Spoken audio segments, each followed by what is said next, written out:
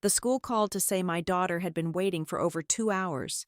The problem is, I am 32, single, and have never given birth. Yet, the 6-year-old girl in the office had my exact eyes. Her file held my phone number and a signature that looked just like mine. I was not just the victim of a mix-up. I was staring at a life my own family had stolen from me years ago. My name is Elena Ward, and my life is a grid of perfectly aligned data points. I am 32 years old. I live in Unit 4B of a beige complex in Ridgefield, Colorado, a suburb that exists in a perpetual state of quiet, manicured neutrality.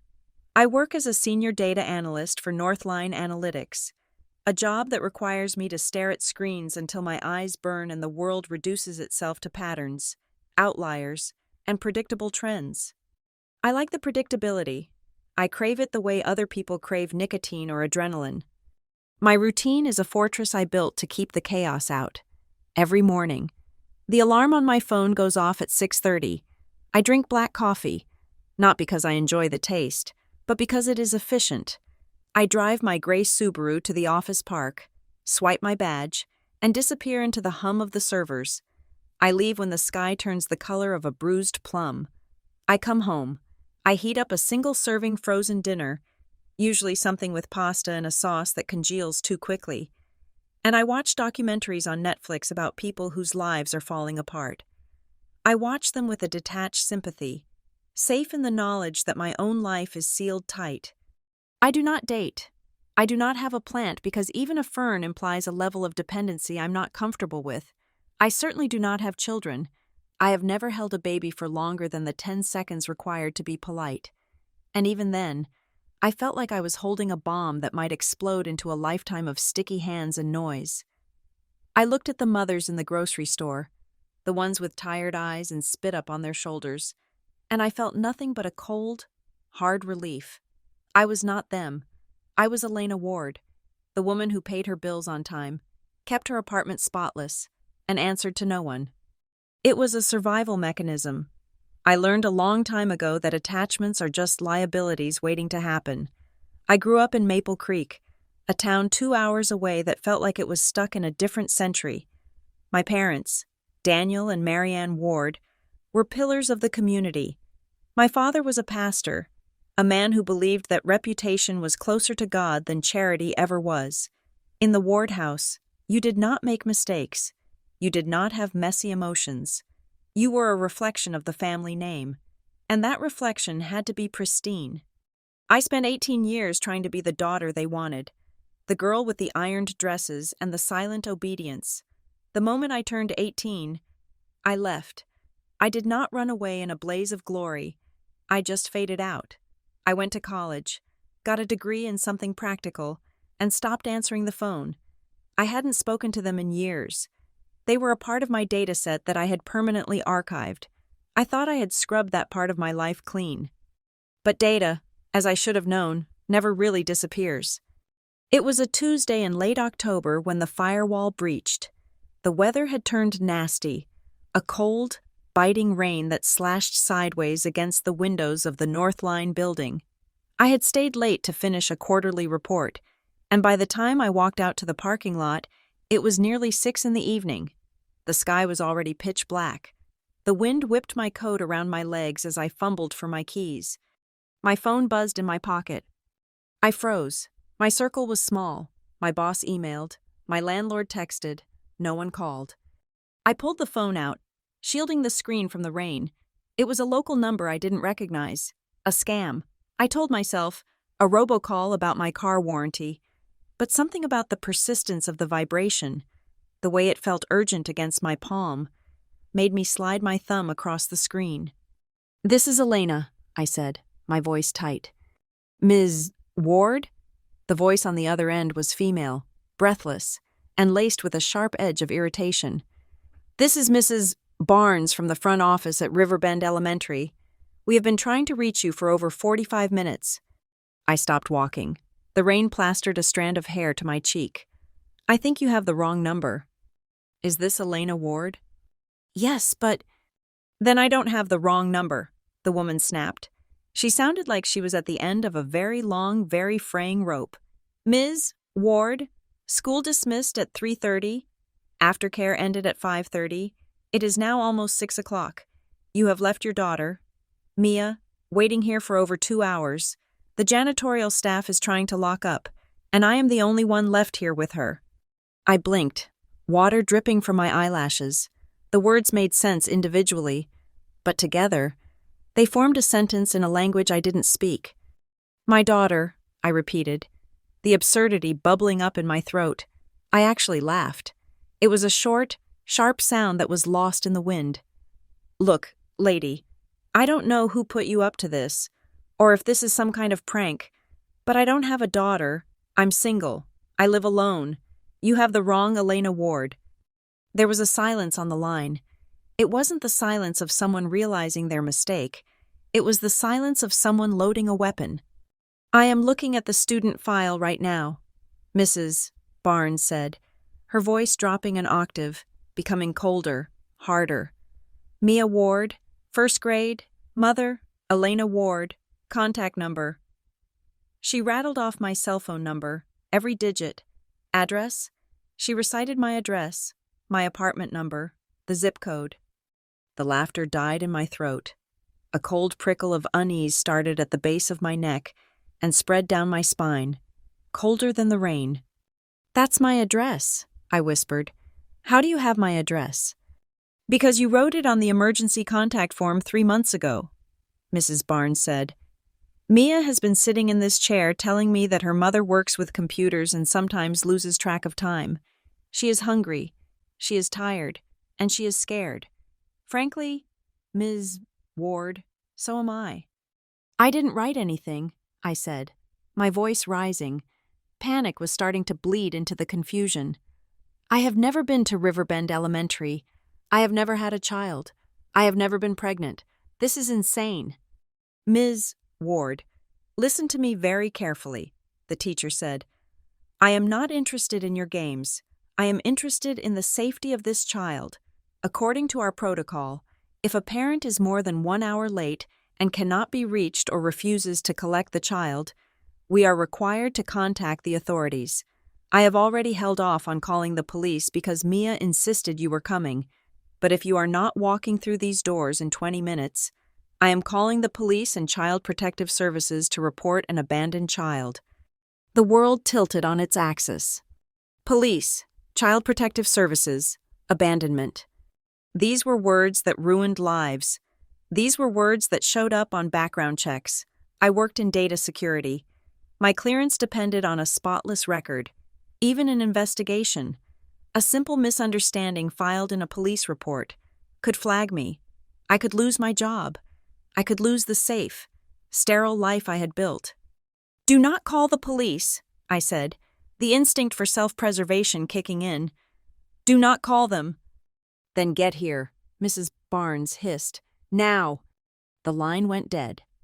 I stood in the parking lot, the phone clutched in my hand like a stone. The rain was soaking through my coat now, chilling me to the bone, but I didn't feel it. My mind was racing, trying to find a logical explanation. A clerical error? Identity theft? A prank by a vengeful ex? Though I didn't have any exes who cared enough to do this. Mia Ward. The name meant nothing to me, but the surname? Ward. A shiver that had nothing to do with the cold went through me. It was a common name. It had to be a coincidence. Someone with the same name, living in the same town, who had transposed a digit on a phone number. That was the only logical explanation. The address was harder to explain, but maybe there was a glitch in the school's database. Databases had errors. I fixed them for a living. This was just a data error. But the teacher had said the girl was waiting. A real, flesh-and-blood child was sitting in an office, waiting for a mother who apparently shared my name and my face's description. I looked at my car. The safe, gray Subaru. I could go home. I could turn off my phone, lock my door, and eat my frozen pasta. I could let the police handle it. Once they arrived, they would run the prints or check the ID and realize I wasn't the mother.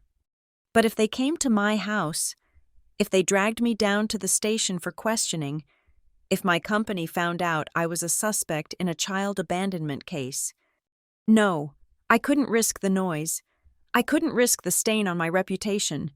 The voice of my father echoed in the back of my head, unbidden and unwelcome. Appearances are everything. Elena, don't let the neighbors talk. I had to go there. I had to walk into that school. Show them my ID. Show them my stomach with no stretch marks. Show them my empty, child-free life, and force them to correct their records.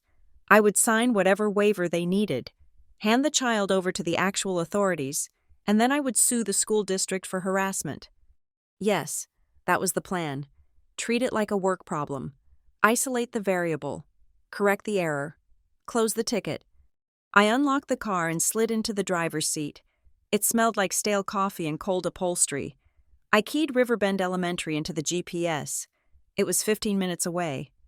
I started the engine, the wipers slapping rhythmically against the glass. As I pulled out of the parking lot and merged onto the wet asphalt of the main road, I felt a heavy, sinking sensation in my gut. It was the feeling you get when you step off a ledge in a dream, the lurch of gravity taking hold before you hit the ground. I told myself I was driving to clear up a mistake. I told myself I would be back in my apartment within the hour, drying my hair and laughing about the incompetence of public school administrators. But as the headlights cut through the gloom, illuminating the slick, black road ahead, I couldn't shake the feeling that I wasn't just driving to a school. I felt like I was driving out of my life, my safe, quiet, empty life, and into a script that someone else had written for me. A script where I was a mother. A script where I was a ward who had left something behind. I gripped the steering wheel until my knuckles turned white, and I drove into the rain. Riverbend Elementary was a sprawling, flat structure of brick and glass that looked less like a place of learning and more like a minimum security holding facility, especially in the relentless downpour. The parking lot was a vast sheet of black asphalt, empty except for a single Toyota Camry parked near the front entrance and the janitorial van idling near the loading dock. The streetlights reflected off the wet pavement in long, distorted streaks of orange. I parked my Subaru next to the Camry, cut the engine, and sat for a moment in the sudden silence. My heart was hammering against my ribs, a frantic, bird-like rhythm that belied the calm mask I was trying to affix to my face. I checked my reflection in the rearview mirror. My eyeliner was smudged, and my skin looked pale, almost translucent under the dome light. I looked exactly like what I was, a woman on the edge of a panic attack. I took a breath, opened the door, and made a dash for the main entrance. The automatic doors slid open with a judgmental hiss. The air inside was warm and smelled of industrial floor wax, wet wool, and that peculiar, lingering scent of peanut butter that seems to permeate every elementary school in America. The hallway was dim, illuminated only by the security lights and the glow spilling from the glass-walled main office to my right. I pushed open the heavy door to the office. The room was quiet, save for the hum of a computer tower and the rhythmic ticking of a wall clock that read 6:14. Behind the high laminate counter stood a woman who could only be Mrs. Barnes. She was in her late 50s, wearing a cardigan that looked like it had been knitted out of steel wool and resentment. Her lips were pressed into a thin, white line. When she saw me, her expression shifted. It was not a smile. It was the look of a jailer who is finally allowed to go off shift. There was relief there, yes, but it was buried under layers of professional annoyance. "Ms. Ward?" she said. It was not a question. "You are finally here." "I came as soon as you called," I said. Walking to the counter, I kept my hands in my pockets to hide the fact that they were shaking. But as I said on the phone, there has been a mistake. "The only mistake," Mrs. Barnes said, reaching for a clipboard, "is leaving a first grader alone for 2 hours and 45 minutes. She gestured toward a row of plastic chairs against the far wall, an area clearly designated for children awaiting discipline or pickup. I turned, and then I stopped breathing. Sitting on the orange plastic chair was a girl. She was small, wearing a pink puffer jacket that looked a size too big, and clutching a backpack with a cartoon unicorn on it. She had thick, curly brown hair that was pulled back into a messy ponytail. She wasn't crying. She wasn't playing with a phone or a toy. She was just sitting there, her legs dangling, swinging slightly back and forth in a rhythm that suggested profound boredom rather than fear. When she heard her name, or perhaps just the tension in the air, she looked up. The floor seemed to drop out from under me. I was looking at myself. It was not a vague resemblance. It was not a trick of the light. I was looking at a 6-year-old version of Elena Ward. She had the same sharp chin that I had spent my teenage years trying to contour away. She had the same unruly eyebrows, but it was the eyes that made my stomach turn over. They were gray, a specific, stormy, slate gray that belonged to the Ward side of the family. My father had those eyes, I had those eyes, and this child, this stranger, looked at me with a gaze that was so familiar it felt like a violation. She stared at me with a terrifying intensity. Her head cocked slightly to the side. There was no recognition in her face, no joyous cry of mommy, but there was a curiosity that felt clinical. My voice failed me. I cleared my throat and turned back to Mrs. Barnes, gripping the edge of the counter. I don't know who this child is. Mrs. Barnes let out a sigh that was loud enough to be considered a structural vibration. She slapped a manila folder onto the counter. Please, Ms. Ward, it has been a long day. Don't make it longer with drama. She flipped the folder open. This is Mia's enrollment form, filled out in August. I looked down at the paper. The world swam. Mother, Elena Marianne Ward. Address, 412 Cedar Lane, Apt 4B, Ridgefield, CO. Employer, Northline Analytics. Work email, Elena Ward@northline.com. Cell phone, 303-555-098. It was all there. My life, transcribed in blue ink, but it was the bottom of the page that made the bile rise in my throat. There, on the line marked Parent Guardian Signature, was my name. I traced the air above the signature with a trembling finger. The capital E was looped at the top, just the way I did it. The W had that sharp, aggressive slant I had developed in college to look more professional. To a graphologist, maybe there would be differences. To a layman, it was identical. But as I leaned closer, squinting under the harsh fluorescent light, I saw the tiny hesitations. The ink was a little heavier on the downstroke of the A, as if the writer had paused for a fraction of a second to check their work. It was a forgery, but it was a virtuoso performance. It wasn't someone guessing my signature. It was someone who had watched me sign my name 1,000 times. It was someone who knew the muscle memory of my hand. This isn't my writing, I whispered, though I knew how weak it sounded. Someone forged this. And the emergency contacts? Mrs. Barnes asked, tapping another section. I looked. The field for father was blank. A single, dark slash of ink ran through the box, aggressive and final. Under emergency contact 2, it just said, none.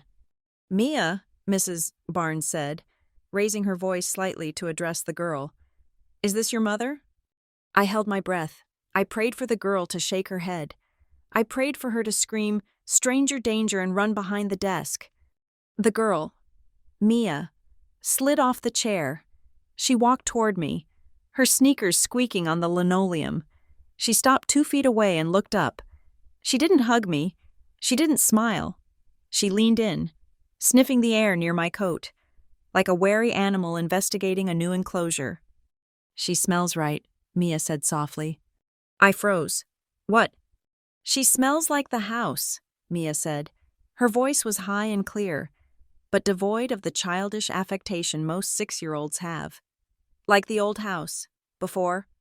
A shiver raked down my spine. The old house. I hadn't been to my parents' house in Maple Creek in years. My apartment smelled of nothing but cleaning fluid and takeout.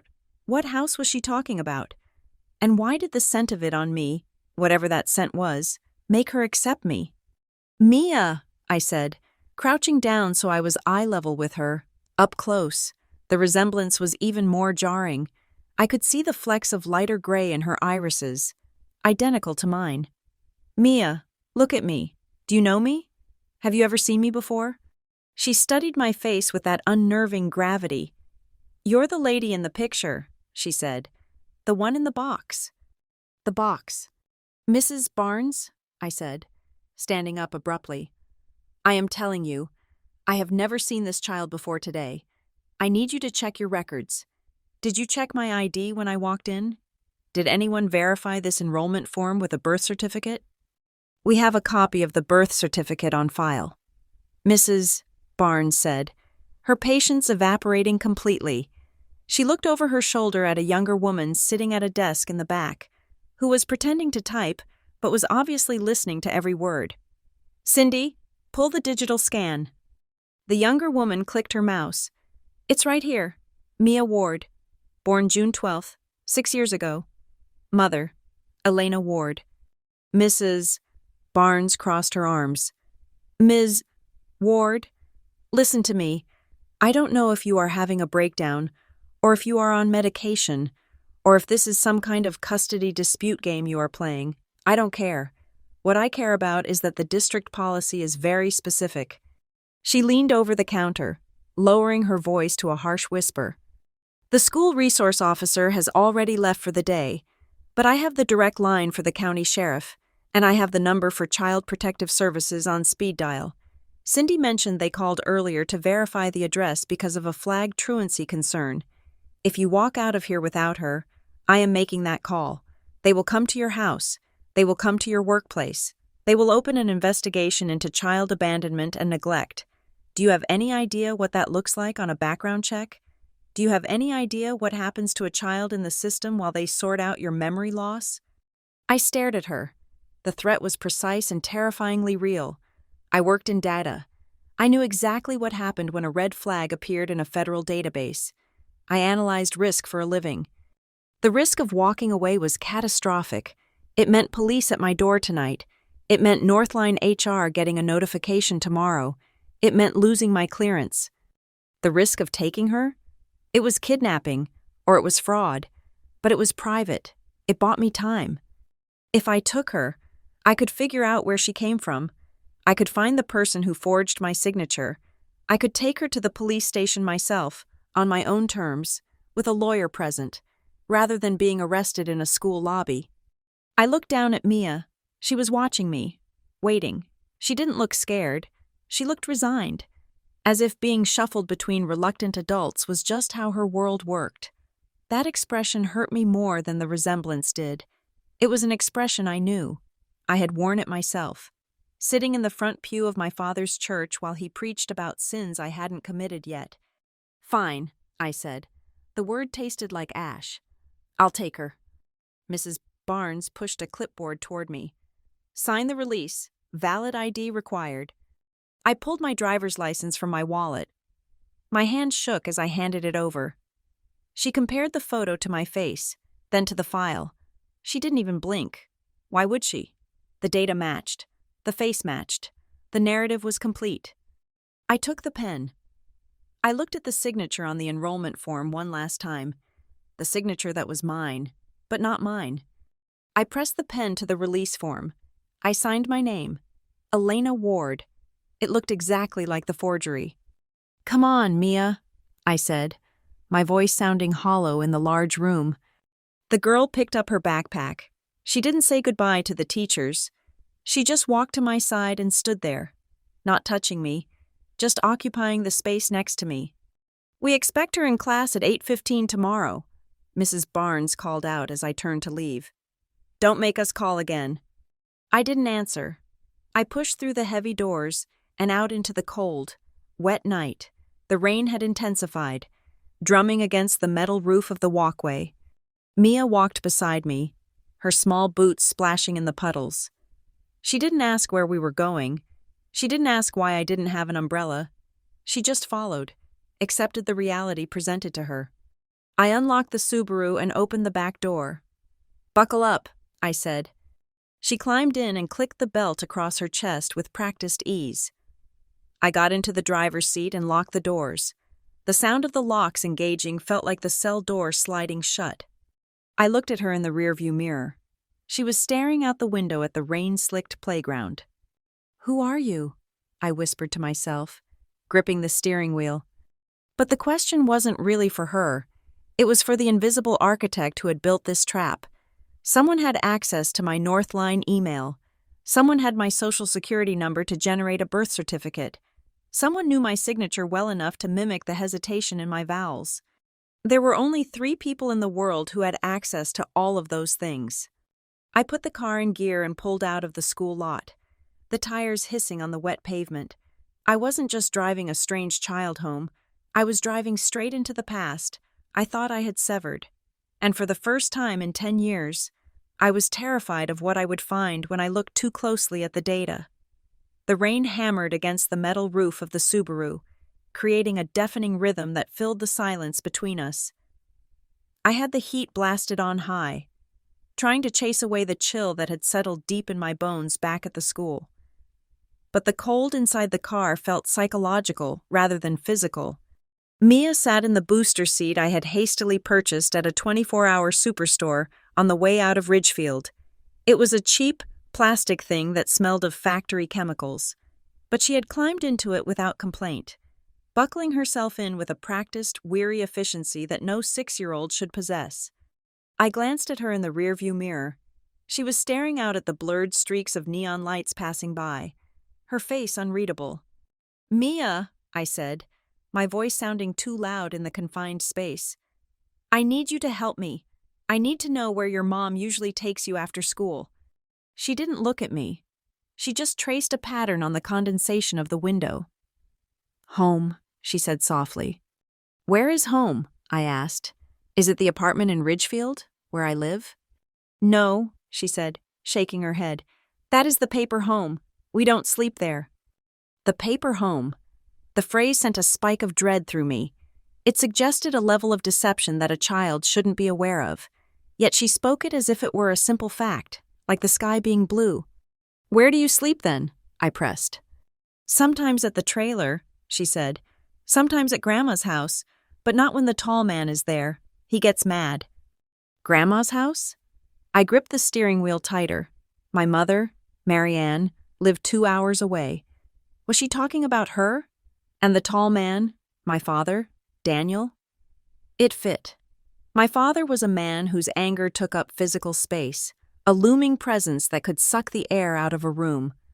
"And where is your mom now?" I asked. "The lady who looks like me?" Mia finally turned from the window. In the passing headlights, her eyes looked hollow. "She went away again. She said she had to fix the money. She said if she didn't fix the money, the bad men would take the car." My stomach twisted. This wasn't just a clerical error. This was a lifestyle of instability, of debts and disappearances. I reached over to the passenger seat and grabbed the manila folder I had taken from the school. I flipped it open, scanning the document again under the glow of the dashboard lights. I had missed it the first time, focused as I was on my own stolen name, but there, listed under previous address, in a section clearly filled out by a different hand before being typed over, was a location. Lot 19, Shady Pines Mobile Park, Brookfall, Colorado. Brookfall. I knew Brookfall. It was a decaying industrial town about 70 minutes south of here, clinging to the edge of the highway like a barnacle. But more importantly, it was only an hour from Maple Creek. It was the place where people from my hometown went when they fell off the path of righteousness. A place of pawn shops, payday lenders, and anonymity. I looked at the digital clock on the dashboard. It was nearly 8 in the evening. My rational brain told me to go home, call the police, and let them handle it. But the data analyst in me, the woman who spent her life looking for patterns, knew that the police would only see the surface level. They would see a mother abandoning a child. They would see my name on the birth certificate. They wouldn't look for the ghost in the machine. I had to see the trailer. I had to see where this child actually lived. "We are going for a ride, Mia," I said, signaling to get onto the southbound interstate. She didn't argue. She just closed her eyes and leaned her head against the window, asleep within 3 minutes. The drive to Brookfall was a descent into darkness. The highway lights thinned out. replaced by the encroaching shadows of the plains. By the time I took the exit, the rain had turned into a steady, miserable drizzle. The GPS guided me through streets lined with shuttered factories and chain-link fences, finally leading me down a gravel road that was more pothole than pavement. Shady Pines Mobile Park was not shady, nor did it have any pines. It was a collection of about 30 metal trailers arranged in haphazard rows, sinking slowly into the mud. I crawled the Subaru forward at 5 miles per hour, scanning the faded numbers painted on the sides of the units. Lot 19 was at the very end, nestled against a perimeter fence that was choked with overgrown weeds and garbage. I put the car in park, but kept the engine running. The trailer was beige, or at least it had been once. Now it was streaked with rust and grime. The front steps were made of cinder blocks and rotting wood. A plastic tricycle lay overturned in the tall grass, one wheel missing. It didn't look like a crime scene. It looked like not caring anymore. It looked like the kind of place where hope came to die quietly of neglect. "Mia," I whispered, but she was deeply asleep. I decided to leave her locked in the warm car for a moment. I needed to see this place alone first. I grabbed the heavy flashlight I kept in my glove box and stepped out into the mud. The air smelled of wet earth and mildew. I walked up the makeshift path, my boots squelching in the muck. When I reached the door, I didn't even have to knock. It was slightly ajar, rattling softly against the frame in the wind. The lock had been forced, or maybe it just never worked to begin with. I pushed it open. "Hello?" I called out. Silence answered me. I flicked on the flashlight. The beam cut through the gloom, revealing a cramped living space that felt like a tomb of someone's daily struggle. There were dirty dishes piled in the small sink, the milk in a cereal bowl crusted over and yellow, suggesting it had been sitting there for days. Piles of laundry covered the cheap laminate floor, but there was no sign of a struggle, no overturned furniture, just the messy leftovers of a life lived in a hurry. I walked further in, my heart pounding in my throat. On the counter, I saw a stack of bills, final notices, past due, all addressed to Elena Ward. I picked one up. It was a credit card bill for a card I had never opened. The balance was over $5,000. Someone hadn't just stolen my name for a birth certificate. They were wearing my financial identity like a second skin. I moved to the refrigerator. It was covered in magnets, letters of the alphabet, pizza coupons, and a single photograph held up by a magnet shaped like a cross. I shined the light on the photo. It was a Polaroid, the colors fading.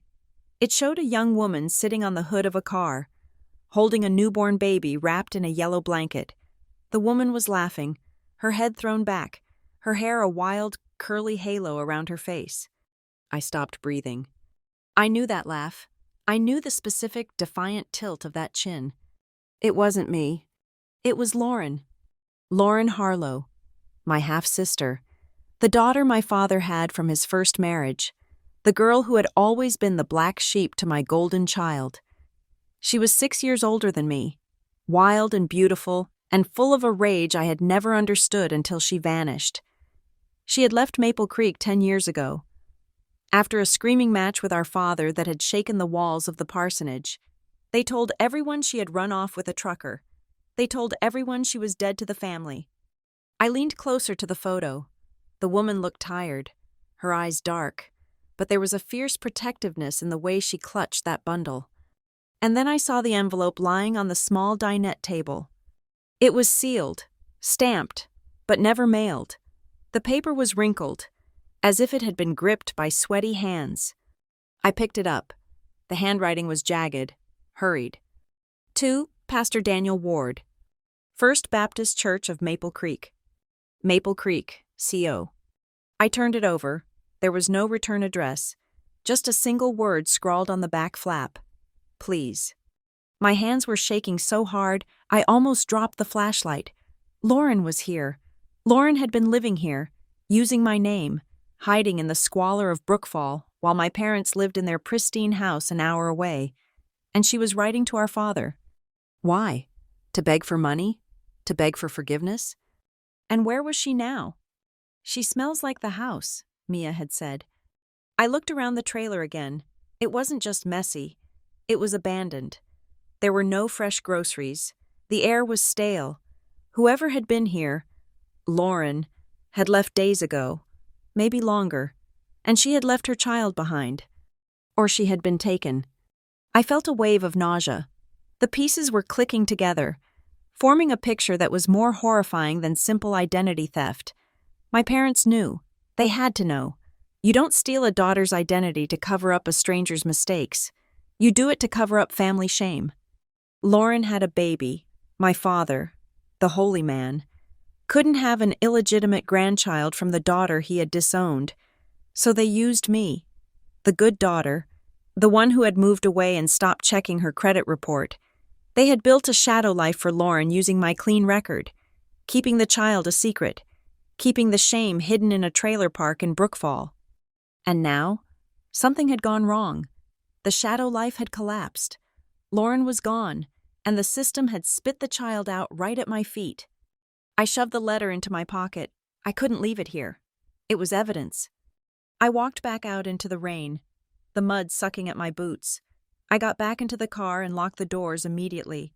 Mia was still asleep, her small chest rising and falling in the rhythm of innocent exhaustion.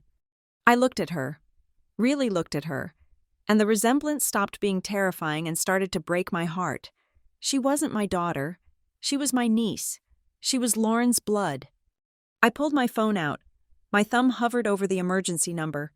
I couldn't take her back to my apartment and pretend this didn't happen. That was kidnapping. But I couldn't leave her here. And I certainly couldn't take her to Maple Creek. Not yet. Not until I knew what they had done to her mother. I dialed the number for the State Child Protective Services hotline. State of Colorado Child Welfare, a voice answered after 2 rings. My name is Elena Ward, I said, my voice steady, cold, and precise. I am reporting an emergency situation involving a minor named Mia Ward. I am currently with the child. I am requesting to open a temporary kinship placement file immediately due to the absence of the primary caregiver. Are you the mother? The operator asked. I looked at the trailer, dark and rotting in the rain. I looked at the little girl who had my eyes and her mother's chin. No, I said. I am her aunt, and I believe her mother is missing. As I gave the operator my details, I started the car. I backed out of Lot 19, the gravel crunching under my tires. I was leaving Brookfall, but I knew I wasn't escaping anything. I was driving straight into a war. The quiet, safe life of Elena Ward was over. The data had been corrupted, and the only way to fix it was to burn the whole system down. The rhythmic hum of the windshield wipers was the only sound in the car as I drove toward the temporary motel I had booked on the outskirts of Ridgefield. Mia had fallen back asleep, her head lolling against the seatbelt strap. In the harsh flash of passing streetlights, I saw the curve of her jawline, and suddenly, I was not in a Subaru in Colorado anymore. I was 15 years old, standing in the hallway of a pristine white house in Maple Creek, listening to a ghost. To understand why I ran from Maple Creek, you have to understand the silence. The Ward household was not a place of shouting. My father, Pastor Daniel Ward, did not believe in raising his voice. He believed that anger was a loss of control. And in our house, control was the only currency that mattered.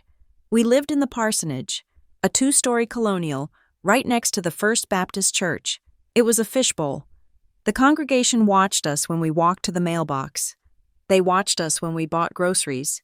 They watched to see if the pastor's family was as holy as his sermons suggested. In that house, we were not people, we were symbols. My mother, Marianne, was the perfect accessory to his ministry.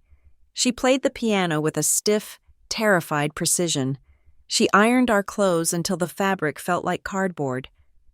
She smiled until her eyes looked dead. And then there was me, Elena, the miracle child, the proof of their sanctified union. I was the one who had to be perfect. I had to get straight A's. I had to sit in the front pew with my ankles crossed and my hands folded, a living doll that breathed only when permitted.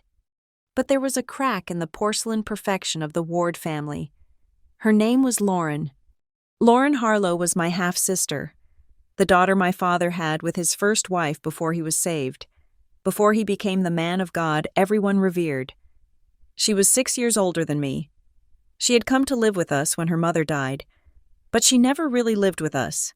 She lived alongside us, like a shadow that refused to be cast out. To my parents, Lauren was a walking reminder of a sinful past.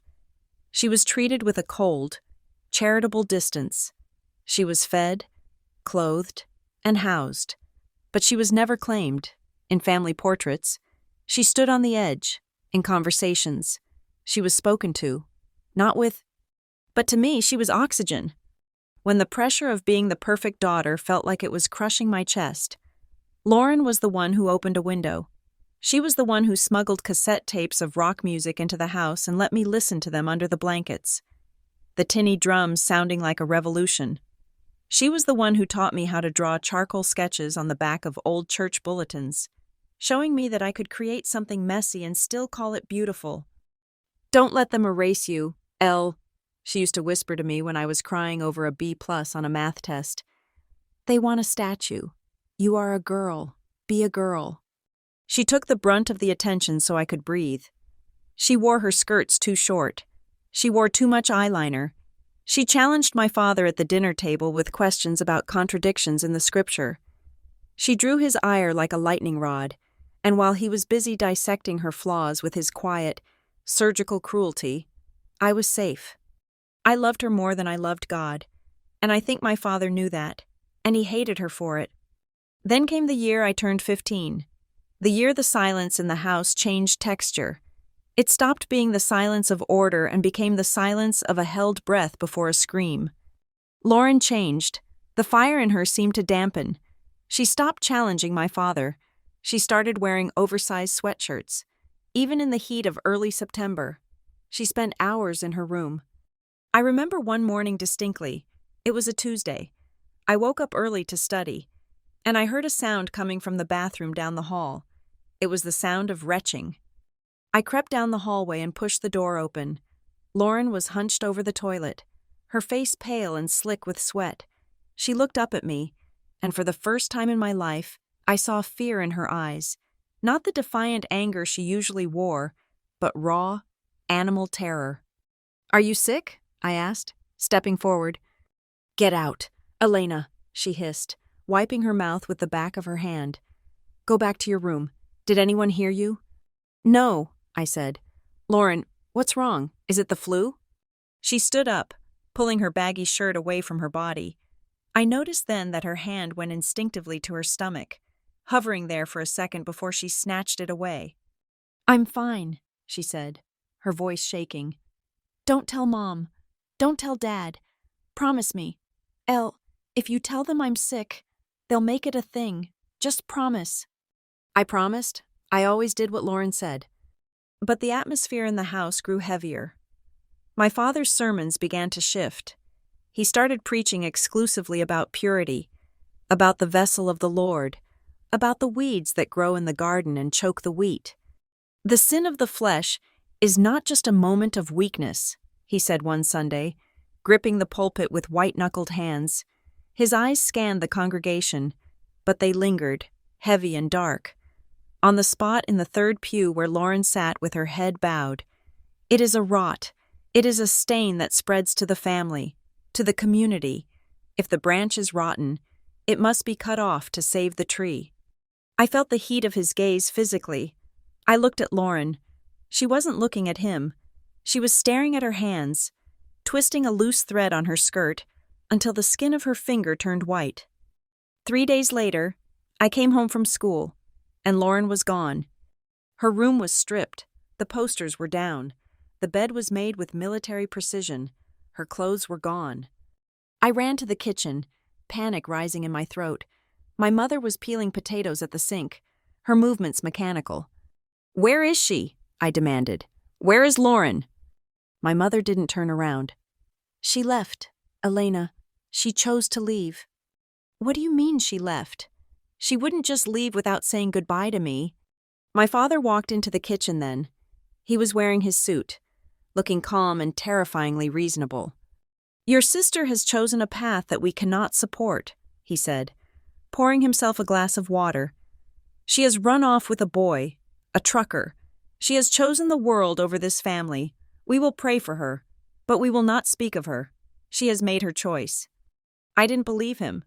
Lauren had told me she wanted to go to art school. She hated boys with trucks. She hated this town, but she wouldn't have left me. I cried for weeks.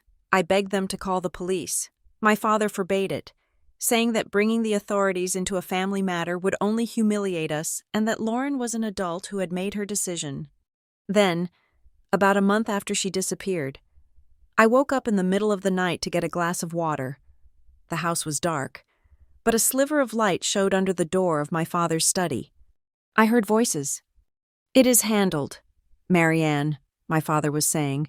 His voice was low, devoid of the orator's boom he used in church. "Dr. Kent has agreed to the arrangement. The facility in the next county is discreet." "But the baby," my mother whispered. She sounded like she was crying. "Daniel, it's a child." "It is a bastard," my father cut in, his voice sharp as a whip. "It is evidence of her corruption. We cannot have a child like that dragging the ward name through the mud. Imagine the talk. Imagine the shame. No, the adoption is closed. The records are sealed. As far as this town knows, Lauren is gone. As far as the world knows, that child does not exist. We have to keep the bloodline clean. Marianne, for Elena's sake, for your sake." I stood frozen in the hallway, the cold wood floor biting into my bare feet. The baby. Lauren hadn't run away with a boy. She had been pregnant, and they had sent her away. They had hidden her, and they had given the baby away to save their precious reputation. I never told them I heard. I learned the lesson my father taught best. Silence. I buried the knowledge deep inside, layer by layer, just like I buried the memory of Lauren. I finished high school, played the part of the good daughter, and the day I got my acceptance letter to a college 3 states away, I packed my bags and never looked back. But now, sitting in a motel room 15 years later, staring at the sleeping face of a 6-year-old girl named Mia, the memory clawed its way out of the grave. I looked at Mia's chin. It was slightly pointed, with a stubborn set to it. I looked at the faint indentation near the corner of her mouth, a dimple. Lauren had that dimple. I did the math in my head, my data analyst brain whirring into overdrive. The baby from 15 years ago would be a teenager now. Mia was only 6. So this wasn't that baby. But the pattern was exactly the same. Lauren must have gotten pregnant again. Maybe that was why she was in that trailer in Brookfall. Maybe she had reached out to our father again, desperate for help. And what had he done? "We have to keep the bloodline clean." The realization hit me with the force of a physical blow. They didn't just hide Lauren this time. They didn't just send the baby away to strangers. They pinned the baby on me. Why? Because a single, career-focused daughter living in another city was a better cover story than a wild daughter living in a trailer park?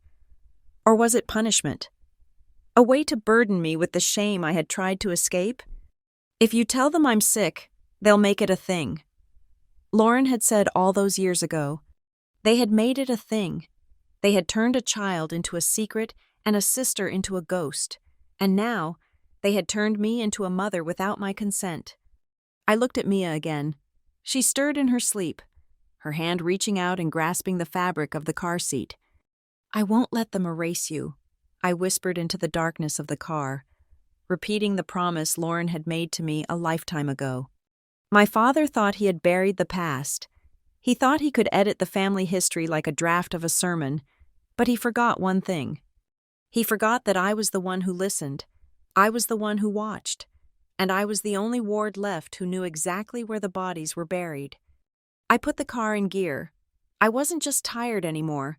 I was angry, and anger, I realized, was a much better fuel than fear. The office of the Department of Human Services in Ridgefield smelled like stale coffee and despair. It was a sensory combination that made my stomach turn the moment I walked through the double glass doors the next morning.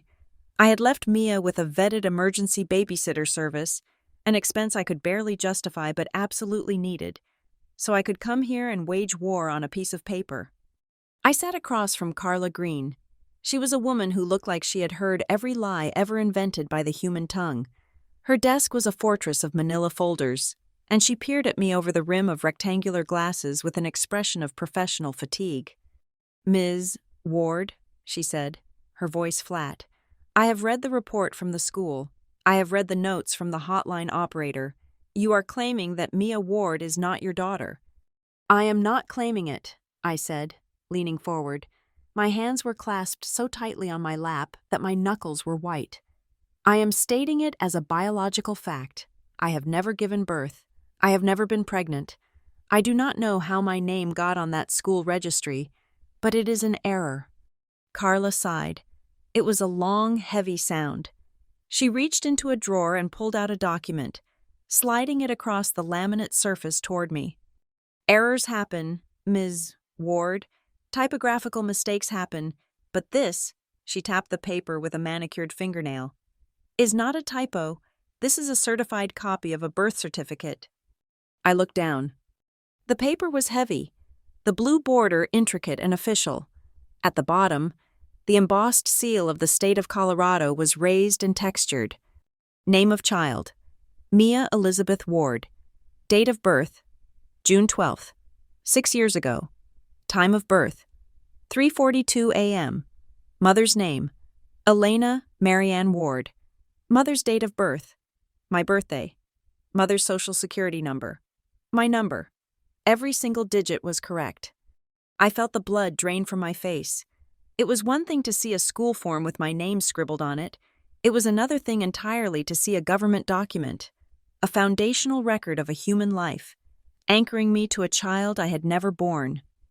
"This is impossible," I whispered. "Is it?" Carla asked. "Because the social security number matches, the date of birth matches, and here," she pointed to a line near the bottom, "place of birth, St. Jude County Hospital." The room seemed to tilt. St. Jude County Hospital. That was the main hospital for the county that included Maple Creek. It was 20 minutes from my parents' house. "I haven't been to St. Jude since I was 12 and broke my arm," I said, my voice rising in pitch. "I haven't lived in that county for over 10 years. "And the attending physician," Carla continued, ignoring my protest, "Dr. Harold Kent." The name hit me like a physical slap. Dr. Kent. I closed my eyes, and suddenly I was back in the front vestibule of the First Baptist Church. Dr. Kent was a deacon. He was a tall, silver-haired man with soft hands and a voice like warm syrup. He was my father's golf partner. He was the man the congregation whispered about reverently, because he was a godly man of science. I remembered overhearing conversations between him and my father in the study. Hushed tones, words like discretion and the Lord's mercy. Dr. Kent was the man people in Maple Creek went to when they had problems that prayer alone could not fix, problems that needed to disappear from the public record. "I know him," I said, opening my eyes. "He is a friend of my father." "Well," Carla said, sitting back, "he signed the birth record. He certified that he delivered a healthy baby girl to Elena Ward via cesarean section on June 12th. "Cesarean?" I almost laughed. It was a hysterical, jagged sound. "I had a C-section? Look at me. I can lift my shirt right now. I do not have a scar. I have never had major surgery." Carla's expression didn't change. "That would be a matter for a medical examiner, Ms. Ward. But right now, we are dealing with paper, and on paper, you are the legal mother of that child. If you continue to deny this without irrefutable proof, you are walking a very dangerous line. We could charge you with retroactively abandoning a child 6 years ago. We could charge you with filing a false police report last night. We could charge you with neglect for whatever was happening in that trailer in Brookfall." "I am telling you the truth." I slammed my hand on the desk. "I was not in Maple Creek 6 years ago. I was here, in Ridgefield. I was starting my internship at Northline Analytics." My brain, usually a cool engine of logic, was misfiring. I needed to focus. I needed data. June 12th, I said, grabbing my phone. 6 years ago. That was a Tuesday. I remember that summer. I was an intern. I was trying to get hired full-time. I didn't take days off. I didn't have vacation time. I opened my email app. I had archived everything. I was a data hoarder. I scrolled back, my thumb moving furiously. 2019. June. Here, I said, shoving the phone toward Carla. Look at this. An email sent from my work account to my supervisor at 9:15 in the morning on June 12th. Subject, Q2 data migration query. Carla squinted at the screen. You could have sent an email from a hospital bed. Not from the Northline internal server, I shot back. We had to be on site to access that specific database. We used a localized intranet. And look at this. I switched apps to my digital wallet, pulling up the archived logs from my building access badge, which I had saved as part of a security audit I did for my portfolio years ago. Swipe in, 8:45 a.m. Swipe out, 6:30 p.m. June 12th. How could I be having a C-section in a hospital 2 hours away at 3 in the morning and then swipe into a secure server room in Ridgefield 5 hours later? Carla looked at the phone, then back at the birth certificate. A flicker of doubt finally crossed her face. The timestamp was hard data. It was binary. You were either in the building or you were not. That is inconsistent, she admitted slowly. It is not inconsistent, I said. It is proof. Someone used my identity. Someone went into that hospital, claimed to be me, and gave birth to that child. And Dr. Kent signed off on it. But the insurance, Carla said, pulling another sheet from the folder. The hospital bill was paid by Blue Cross Blue Shield. Policyholder, Daniel Ward. Dependent, Elena Ward. I stared at her. What? You were 26, 6 years ago, Carla said. Were you still on your parents' insurance plan? I faltered. I think so. I hadn't qualified for benefits at Northline yet because I was just an intern. My father said he would keep me on the family plan until I aged out, just in case. Well, Carla said, the claim was filed under your name, a C-section, postnatal care, all billed to your father's policy, under your dependent ID. The room went silent. The air conditioning hummed, a low, indifferent drone. The pieces of the puzzle didn't just fall into place. They slammed together with the force of a car crash. My father kept me on the insurance. My father knew Dr. Kent. My father had access to all my vital documents. I remembered the safe. It was a heavy, gunmetal gray box that sat in the floor of my parents' walk-in closet in the master bedroom. It was fireproof, floodproof, and locked with a combination only my father knew. We keep your papers here. Elena, my mother had told me when I was 18 and asking for my social security card to apply for college. You are young. You might lose them. It is safer if we hold on to the originals. We don't want you making mistakes with your identity. They had my birth certificate. They had my social security card. They had my insurance card. And 6 years ago, they had a problem. Lauren must have come back. Or maybe they found her. She was pregnant again. Another bastard child. Another stain on the pristine white tablecloth of the Ward family reputation. But this time, they couldn't just send her away to a home for unwed mothers. Maybe she refused. Maybe it was too late. Or maybe my father, in his twisted, controlling logic, decided he needed a tighter leash. He couldn't have Lauren give birth. Lauren Harlow was the black sheep. Lauren Harlow was a scandal. But Elena Ward? Elena Ward was the success story. Elena Ward was the quiet professional living 2 hours away. Elena Ward was clean. If the baby was registered as mine, she was legitimate. She was a Ward. She fit into the family tree.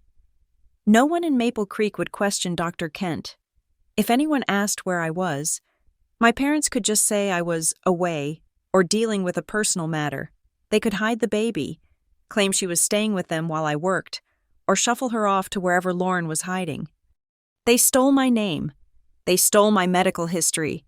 They turned my body into a paper shield to protect their own vanity. It was them, I whispered. The horror of it was cold, like ice water in my veins. My parents, they did this. Carla looked at me. Her face was no longer skeptical. It was pale. She was looking at the timestamps on my phone again. Ms. Ward, she said carefully, if what you are saying is true, this is not just a custody case. This is fraud. This is identity theft. This is a conspiracy involving a medical professional and an insurance carrier. They needed a mother for Mia, I said, my voice gaining strength. Lauren, my sister, she was the real mother, but they couldn't acknowledge her, so they used me. They used my insurance to pay for it, my name to legitimize it, and my absence to get away with it. I looked up at Carla. I need my medical records from St. Jude. The full file, not just the birth certificate. I want to see the patient intake forms. I want to see the signature on the consent for surgery. I guarantee you, the handwriting will match the forgery on the school enrollment form. Carla nodded slowly. I can request a subpoena for those records, but it will take time. We don't have time, I said. If my parents find out I know, if they find out Mia is with me, I don't know what they will do. They erased my sister once. They erased her child's true identity. They have been gaslighting the entire state of Colorado for 6 years. Carla picked up her pen. She pulled a fresh legal pad toward her. Okay, Elena, she said. It was the first time she had used my first name. Start from the beginning. Tell me about Lauren. Tell me about the safe. Tell me everything. I took a deep breath. I was about to dismantle the only family I had ever known. I was about to turn my father, a man of God, into a felon. It started with a trailer in Brookfall, I began, and a picture on a refrigerator. As I spoke, I realized that I wasn't just clearing my name. I was reclaiming it. For 32 years, being a Ward meant being silent. It meant swallowing the lies to keep the peace. Not anymore. Today, the data would speak, and it was going to scream. The drive to Maple Creek was a journey backward in time. The further we got from the city, the more the landscape shifted from strip malls and highways to rolling hills and white picket fences. It was a beautiful drive, the kind they put in car commercials. But to me, it looked like the bars of a cage closing in. Mia sat in the back seat, staring out the window. She had been quiet for most of the trip, but as we passed the sign that read, "Welcome to Maple Creek, a place of faith and family," she sat up straighter. Her small hands gripped the fabric of her seatbelt. She knew where we were. I pulled the car up to the curb in front of the parsonage. The house was exactly as I remembered it. The white siding was blindingly clean. The lawn was cut to a military precision. The grass blades uniform and vibrant green. Beside the front door, the small wooden sign still hung from its brass chain. As for me and my house, we will serve the Lord. My stomach churned. It was the nausea of returning to the scene of a crime where you were the victim, but no one ever believed you. Stay close to me, Mia, I said, unbuckling my seatbelt. We walked up the path. My boots sounded heavy on the concrete. I reached the door I had walked out of 14 years ago, vowing never to return, and pressed the doorbell. It chimed, a cheerful, melodic sound that masked the silence inside. The door opened. My father, Daniel Ward, stood there. He was older than the last time I had seen him. His hair was thinner, completely white now, but he still held himself with that rigid, terrifying posture of a man who believes he is God's personal middle manager. He was wearing a beige cardigan and pressed slacks. When his eyes landed on me, there was a flicker of something, annoyance, perhaps, or surprise, but then his gaze dropped to the child standing by my leg. For a fraction of a second, the mask slipped. His eyes widened, and his mouth opened slightly, a flash of genuine, unadulterated panic. It was the look of a man who thought he had buried a body, only to find it standing on his front porch. But before I could even draw breath to speak, the mask slammed back into place. His face smoothed out into an expression of weary, disappointed benevolence. Elena, he said, his voice low and controlled. We were wondering when you would finally come. Daniel, is that them? My mother, Marianne appeared behind him. She looked smaller, frailer, her hands wringing a dish towel. When she saw Mia, she let out a theatrical sob and rushed forward, pushing past my father to kneel on the porch. "Oh, Mia," she cried, reaching out to touch the girl's face. "You poor, poor thing. Look at you. You must be terrified." Mia shrank back against my leg, burying her face in my coat. Marianne looked up at me. Her eyes were wet, but there was no warmth in them. There was only accusation. "Elena," she said, her voice trembling, "how could you let it get this far? We waited by the phone all night. When the school called, the shame, Elena, the shame of having the police involved." I stepped back, pulling Mia with me. "Stop it," I said. My voice was shaking, but I forced it to be loud. "Stop the performance. I know." "You know what?" my father asked. He stepped out onto the porch, closing the door behind him as if to shield the sanctity of his house from my presence. "You know that you left your daughter at school for 2 hours? You know that you are failing her, just like we feared you would?" "She is not my daughter," I shouted. The words rang out in the quiet cul-de-sac. A neighbor across the street, Mrs. Gable, looked up from her gardening. "Lower your voice," my father hissed, his benevolence vanishing instantly. "Get inside, now." He ushered us into the living room. It smelled of lemon polish and potpourri, the scent of aggressive cleanliness. The walls were adorned with cross-stitched verses about obedience and forgiveness. I stood in the center of the room, refusing to sit on the pristine floral sofa. "I went to the trailer in Brookfall," I said, cutting straight to the bone. "I saw the conditions. I saw the picture of Lauren. I know Mia is Lauren's child. I know you stole my identity to cover it up because you couldn't handle another scandal." The room went dead silent. My mother covered her mouth with her hand. My father stood by the fireplace, his face turning a shade of red that clashed with his beige sweater. Then, he did something I didn't expect. He laughed. It was a dry, pitying sound. "Lauren," he said, shaking his head. "Elena, you are doing it again." "Doing what?" "You are confusing your reality," he said. He walked over to a small secretary desk in the corner and unlocked a drawer. He pulled out a file, not the stolen birth certificate, but something else. "We hoped we wouldn't have to show you this. We hoped you were taking your medication." "I don't take medication," I said. "What are you talking about?" "6 years ago," my father said, walking toward me with the file. "You came to us. You were in trouble. You had gotten involved with a man, a bad man, in the city. You were pregnant. You were hysterical. You didn't want the baby. You wanted to get rid of it." I stared at him. The lie was so audacious, so completely detached from the truth, that it took my breath away. "That never happened," I whispered. "You had a breakdown." "Elena," my mother chimed in, her voice pleading. "Don't you remember? You were screaming. You said you couldn't be a mother. You threatened to hurt yourself."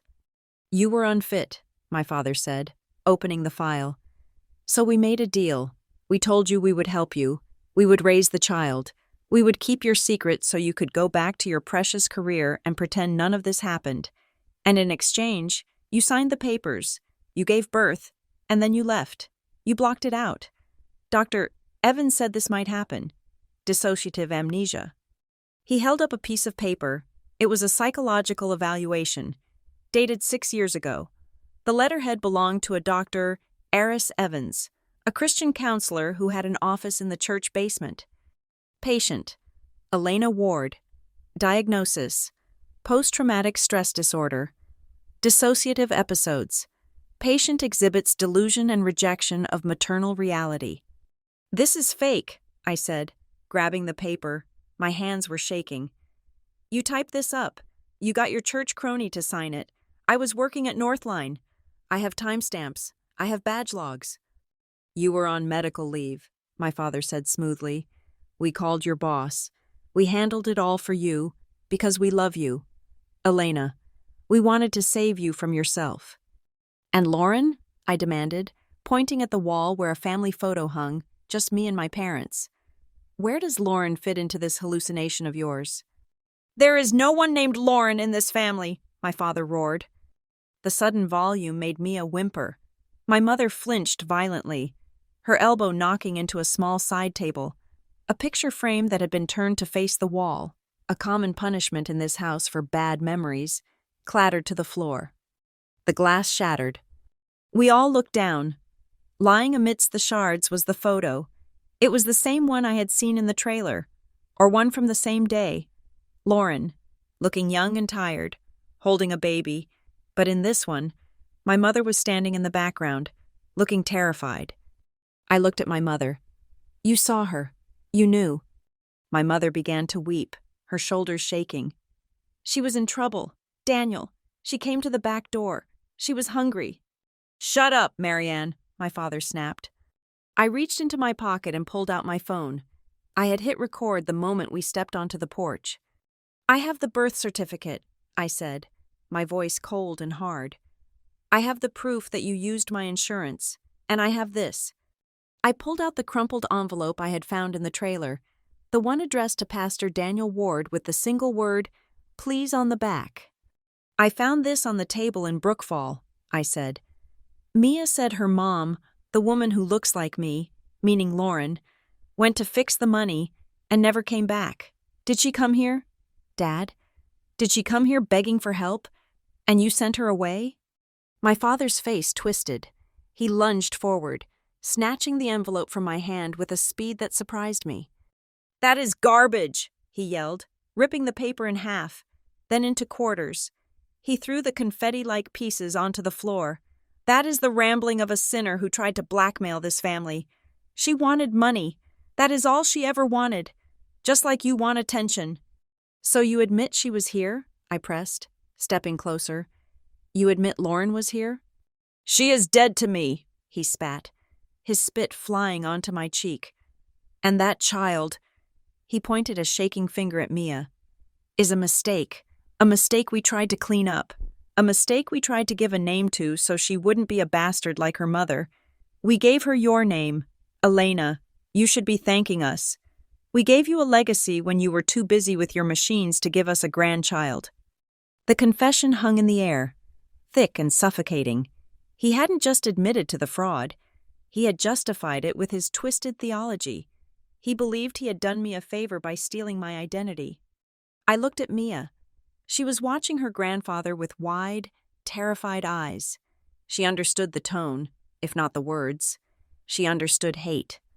I looked at my mother, who was on her knees picking up the glass shards of Lauren's photo, cutting her fingers and not even noticing. You are sick, I said. I felt a strange calm wash over me. The fear was gone. The confusion was gone. All that was left was the cold clarity of data. You are not a pastor. You are a criminal. I took Mia's hand. We are leaving. You walk out that door with her, my father threatened, his voice dropping to a low growl. And I will call the sheriff. I will show him this medical report. I will tell him my daughter is having a psychotic break and has kidnapped my grandchild. Who do you think they will believe? Elena, the pastor of First Baptist Church, or the single woman who lives alone and thinks she isn't a mother? It was a good threat. In this town, it was a lethal threat. But I wasn't 15 anymore, and I wasn't alone. I held up my phone. The screen was still glowing red. The timer counting up. 10 minutes, 42 seconds. I think, I said, looking him dead in the eye, they will believe the recording of you admitting that you gave her my name to clean up a mistake. I think they will believe the DNA test I have already scheduled for tomorrow morning.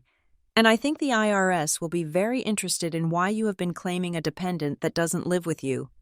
My father's face went the color of ash. If you call the police, I said, opening the front door, call the state troopers, because the local sheriff might be your friend. But the FBI handles identity theft and insurance fraud, and I promise you, Dad, I will give them everything. I walked out. I didn't look back at the perfect lawn. I didn't look back at the scripture on the wall. I put Mia in the car, locked the doors, and drove away from Maple Creek. My hands were steady on the wheel. The gaslighting had failed. The fog had lifted. They had tried to write a tragedy for me, but they forgot that I was the one holding the pen now, and I was about to write an ending they would never forget. The retaliation did not come with a scream or a bang. It came with the quiet rustle of paper. My father had warned me that he would use the system against me, but I had underestimated just how efficiently he could weaponize bureaucracy. He did not need to be physically present to ruin my life. He only needed to make a few phone calls to the right agencies, whispering the right words about concern and mental stability. 3 days after I walked out of the parsonage in Maple Creek, the official notice from Child Protective Services arrived. It was not a general inquiry. It was a notification of a formal investigation into historical neglect and child endangerment. The anonymous tipster, who was undoubtedly my father, had spun a narrative so detailed it was almost impressive. The report claimed that I had not only abandoned Mia at the school recently, but that I had kept her in squalid conditions in a trailer park in Brookfall for years, while I lived a double life in the city. They used the very evidence I had found, the trailer, the poverty, against me. In their version of the story, I was not the aunt who discovered the tragedy. I was the unstable mother who had created it. I sat at my kitchen table, the letter shaking in my hands, when a knock came at the door. It was a caseworker. Not Carla Green this time, but a man with a clipboard and eyes that scanned my apartment like he was looking for cracks in the foundation. He asked me why I had denied my daughter. He asked me why I had forced a child to live in a mobile home with no heat while I enjoyed a heated apartment in Ridgefield. I did not put her there, I said, my voice tight. I didn't know she existed until 4 days ago. He wrote something down. I could see the judgment in the set of his jaw. To him, I sounded like a liar. I sounded exactly like the delusional woman my father had described in that fake medical report. The system is built to believe documents, and my parents had spent 6 years creating a mountain of documents that said I was a mother. My denial just looked like guilt. But the attack didn't stop at my front door. It followed me to the one place I thought was safe, my job. On Wednesday morning, my keycard worked, but the light on my office phone was blinking rapidly. Before I could check the messages, I received a calendar invite for a mandatory meeting with Human Resources. Susan, the HR director at Northline Analytics, was a woman I had always respected. She was fair, logical, and data-driven. But when I walked into her office, she wouldn't meet my eyes. "Elena," she said, gesturing to the chair. "We received a letter yesterday. It was sent anonymously, but it contained some very concerning allegations regarding your background and your current legal standing." She slid a piece of paper across the desk. It was typed, unsigned. It claimed that I was currently the subject of a criminal investigation for child abandonment. It claimed I had a history of psychotic breaks and memory lapses that made me a security risk. It suggested that a woman who could forget her own child for 6 years could not be trusted with sensitive corporate data. "This is a lie," I said, feeling the blood drain from my face. "Susan, you know me. I have worked here for 6 years. I have never missed a deadline. I have never had a lapse in judgment." "I know that," Susan said gently, "but the letter mentions a police report. It mentions Child Protective Services. We ran a preliminary background check this morning. Elena, there is a flag on your file from the county sheriff regarding an incident at an elementary school last week. And your credit report. It shows a significant amount of debt in collections that doesn't match your income declaration." My father, he wasn't just trying to take Mia back. He was trying to destroy my credibility so completely that no court would ever listen to me. He was scorching the earth. "I am being targeted by my family," I said, trying to keep my voice steady. "This is a case of identity theft. They are the ones who incurred that debt. They are the ones who forged the birth certificate." Susan sighed. "I want to believe you, Elena, but until this legal matter is resolved, we have to place you on administrative leave. We cannot have anyone with an active investigation handling client data. It is a liability issue." I walked out of the building with a box of my personal belongings, stripped of my badge, stripped of my routine. I sat in my car in the parking lot and screamed until my throat was raw. They had taken my past, and now they were taking my future. But I still had one thing they didn't account for. I had my anger, and I had my skills. I went home and opened my laptop. If I was suspended, I had nothing but time. I logged into the IRS website. I had always filed my own taxes. Simple, single-filer returns. But I had never looked closely at the history of filings linked to my Social Security number beyond my own. I navigated to the transcripts section. I pulled the records for the last 6 years. There it was. Every year, an amended return had been filed. My original return, the one I submitted, was there.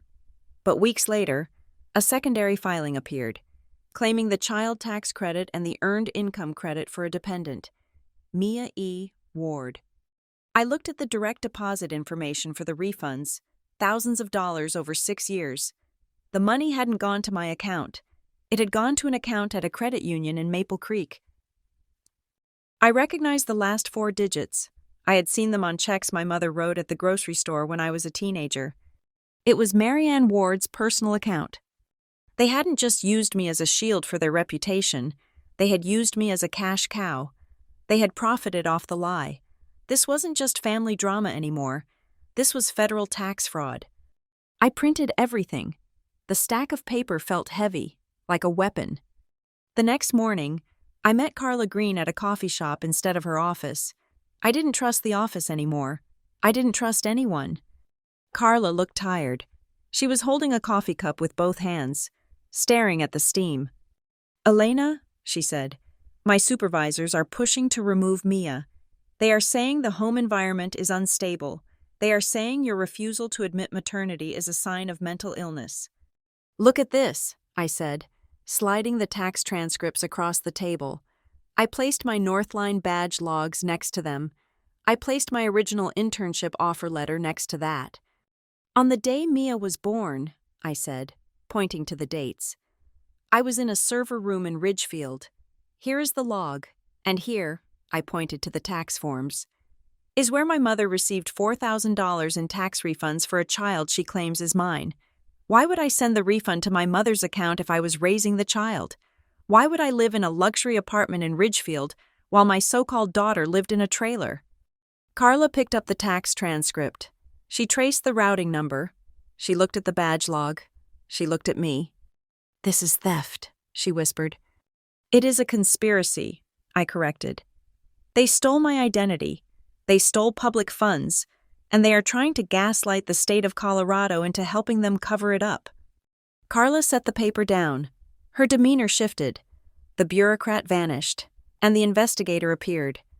"If we prove this," she said slowly, "if we prove you are not the mother, the fraud charges will stick.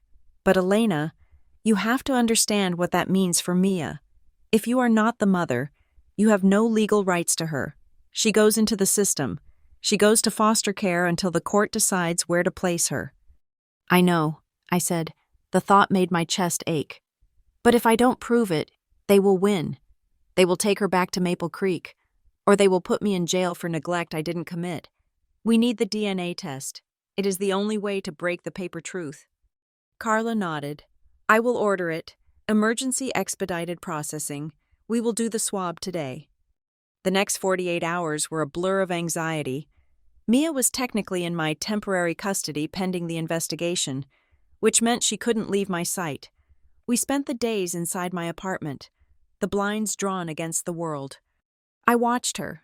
She was a quiet child, watchful, used to being invisible, but slowly, the tension in her small shoulders began to relax. She stopped flinching when I walked into the room. On the second night, I fell asleep on the armchair while reading through legal statutes. When I woke up, the sun was streaming in, and Mia was asleep on the sofa. She had pulled my throw blanket over herself. On the coffee table, there was a piece of printer paper. She had found my markers. It was a drawing. 2 stick figures. One was small, with curly hair. The other was tall, with straight dark hair like mine. We were holding hands. The tall figure was holding a shield, or maybe it was an umbrella, over the small one. Underneath, in messy, first-grade block letters. She had written, "Me and Auntie Elena." I stared at the word, Auntie. She knew, somewhere, deep down. She knew I wasn't the mother who had left her. She knew I was something else, something new.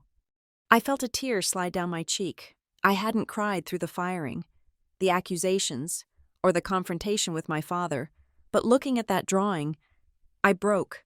I wasn't fighting for a stranger anymore. I wasn't fighting for my reputation. I was fighting for my niece. I was fighting for the only other person in the world who shared my blood and my scars. The courier arrived on Friday afternoon. It was a large, stiff envelope from the genetic testing lab. Carla had arranged for a copy to be sent directly to me, and another to her office. My hands trembled so badly I could barely work the zipper on the package. Mia was sitting on the floor, building a tower out of plastic cups, oblivious to the fact that her entire future was inside this envelope. I pulled the report out. Subject 1, Elena Marianne Ward. Subject 2, Mia Elizabeth Ward. Test type, maternity verification, avuncular index. I skipped the graphs. I skipped the scientific jargon about alleles and loci. I went straight to the conclusion box at the bottom of the page. Conclusion. Based on the genetic markers analyzed, the probability of maternity is 0%. The subject, Elena Marianne Ward, is excluded as the biological mother of the child. However, the genetic markers indicate a 99.9% probability of a second-degree biological relationship. The data supports the hypothesis that Subject 1 is the biological aunt of Subject 2. I let out a breath I felt like I had been holding for a week. It was done. The lie was dead. I was not her mother. I was her aunt. The science proved that Lauren was the mother. It proved that my parents had lied to the doctors, the school, the state, and the church. But as I looked at the paper, relief was quickly replaced by a cold, sharp realization. I was not her mother, which meant that, as of this moment, I was legally a stranger to her. I had just handed the state the proof they needed to take her away from me. My phone rang. It was Carla. "I have the results," she said. Her voice was brisk, energized. "Elena, this is the smoking gun. I have already forwarded this to the district attorney. This proves the birth certificate is fraudulent. It proves the tax filings are fraudulent." "What about Mia?" I asked, looking at the little girl who was now knocking down her tower of cups. "That is the complicated part," Carla said. "Since you are not the mother, the emergency placement order is technically void. The state has to take custody of her as an unaccompanied minor." "No," I said, gripping the phone. "You can't take her. She just started to feel safe." "I have to follow protocol, Elena." But Carla paused. "There is a loophole. Since you are a confirmed blood relative, an aunt, you can file for emergency kinship guardianship, but you have to do it fast. You have to do it before your parents try to claim her back, because even if they are under investigation, they are still the grandparents, and they have money, and they have lawyers." "I will file it," I said. "I will file it today." "Get a lawyer, Elena," Carla advised. "A good one, because this isn't just a custody hearing anymore. This is going to be a war." I hung up. I looked at the DNA result again. Aunt. It was the most beautiful word I had ever read. It was the truth. And for the first time in my life, I was going to use the truth not to hide, but to destroy the people who had tried to erase us. "Mia," I said, standing up, "put your shoes on. We have to go see a lady about a job." "What job?" she asked, looking up. "My new job," I said. "Being your family." With the DNA results in my hand, the world stopped spinning and finally settled into a cold, hard clarity. The science was irrefutable. Mia was not my daughter. She was Lauren's. My parents had not just covered up a teenage pregnancy, they had erased my sister's existence for a second time and cannibalized my identity to do it. Carla Green looked at the report and then at me. The hesitation was gone from her eyes. "This is organized fraud," Carla said, her voice low. "Identity theft, insurance fraud, falsifying government records, and looking at the tax returns, likely embezzlement of federal funds. The only people with the motive and the access to pull this off are the ones who wanted to hide the fact that Lauren Harlow had another child. They wanted to keep the ward name clean, I said, and they wanted the tax money. We have the evidence, Carla said, but in cases like this, documents can be challenged. They can claim you were complicit. They can claim you agreed to it and are now changing your mind to make the charges stick, really stick, so they never get near Mia again. We need a confession. We need them to admit they did it without your knowledge. I nodded. I know how to get it. I hired Monica Reyes the next morning. She was not a comforting maternal figure. She was a weapon in a tailored suit. She was 30 years old, specialized in coercive control litigation, and had a reputation for tearing apart narcissists in family court. When she looked at the file, she didn't gasp. She smiled. It was a terrifying smile. "This is a masterclass in gaslighting," Monica said, tapping the fake psychological evaluation my father had produced. "They have spent years convincing everyone, maybe even themselves, that you are the problem. So we are going to give them exactly what they want. We are going to give them the broken, submissive daughter." The plan was simple. It was cruel, and it was perfect. I called my parents. I made sure my voice trembled. I told them they were right. I told them I was overwhelmed, that the stress of the investigation was too much, and that I remembered being sick 6 years ago. I told them I wanted to sign full guardianship of Mia over to them so I could go back to my quiet life. They took the bait instantly. My father didn't even sound surprised. He sounded vindicated. We arranged to meet on neutral ground. The Maple Leaf Diner, a small, family-owned spot on the edge of Maple Creek. It was the kind of place where my father held court after Sunday service, where the owners knew his order and treated him like royalty. He felt safe there. He felt powerful there. I rented the private banquet room in the back. I told the owner, a man who owed me a favor from when I fixed his payroll system years ago, that we needed privacy for a sensitive family legal matter. Monica arrived 2 hours early. She brought a technician who taped a recording device to the underside of the table and positioned a pinhole camera in a flower arrangement on the sideboard. In the adjoining storage room, accessible through a thin door, sat Monica, a senior investigator from the district attorney's office named Detective Miller, and Carla Green. They were wearing headphones. I sat at the table. I wore no makeup. I wore a sweater that was slightly too big, making me look small. I kept my hands folded on the table. Mia was there too. Monica had insisted. "They need to see the prize," she had said. "It will make them sloppy." Mia sat in the corner with a coloring book, instructed to stay quiet and not look at them. At 2:00, the door opened. Daniel and Marianne walked in. They looked victorious. My father was wearing his Sunday suit, carrying a leather briefcase. My mother looked relieved, her face scrubbed of the panic she had shown at the house. "Elena," my father said, nodding benevolently. He didn't hug me. He walked to the head of the table and sat down. My mother sat beside him. "I am glad you finally came to your senses," he said.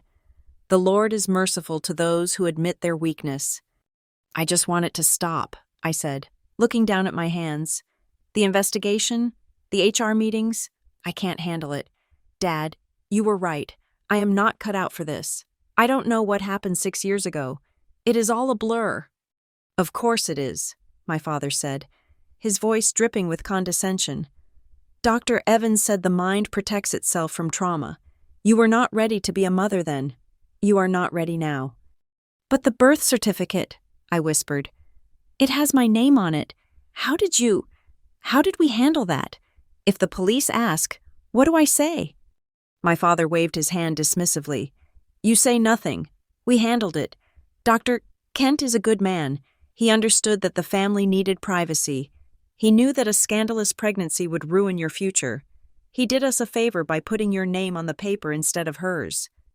"Hers?" I asked, looking up with wide, tearful eyes. "You mean Lauren?" "Don't say her name," my mother hissed, glancing at Mia.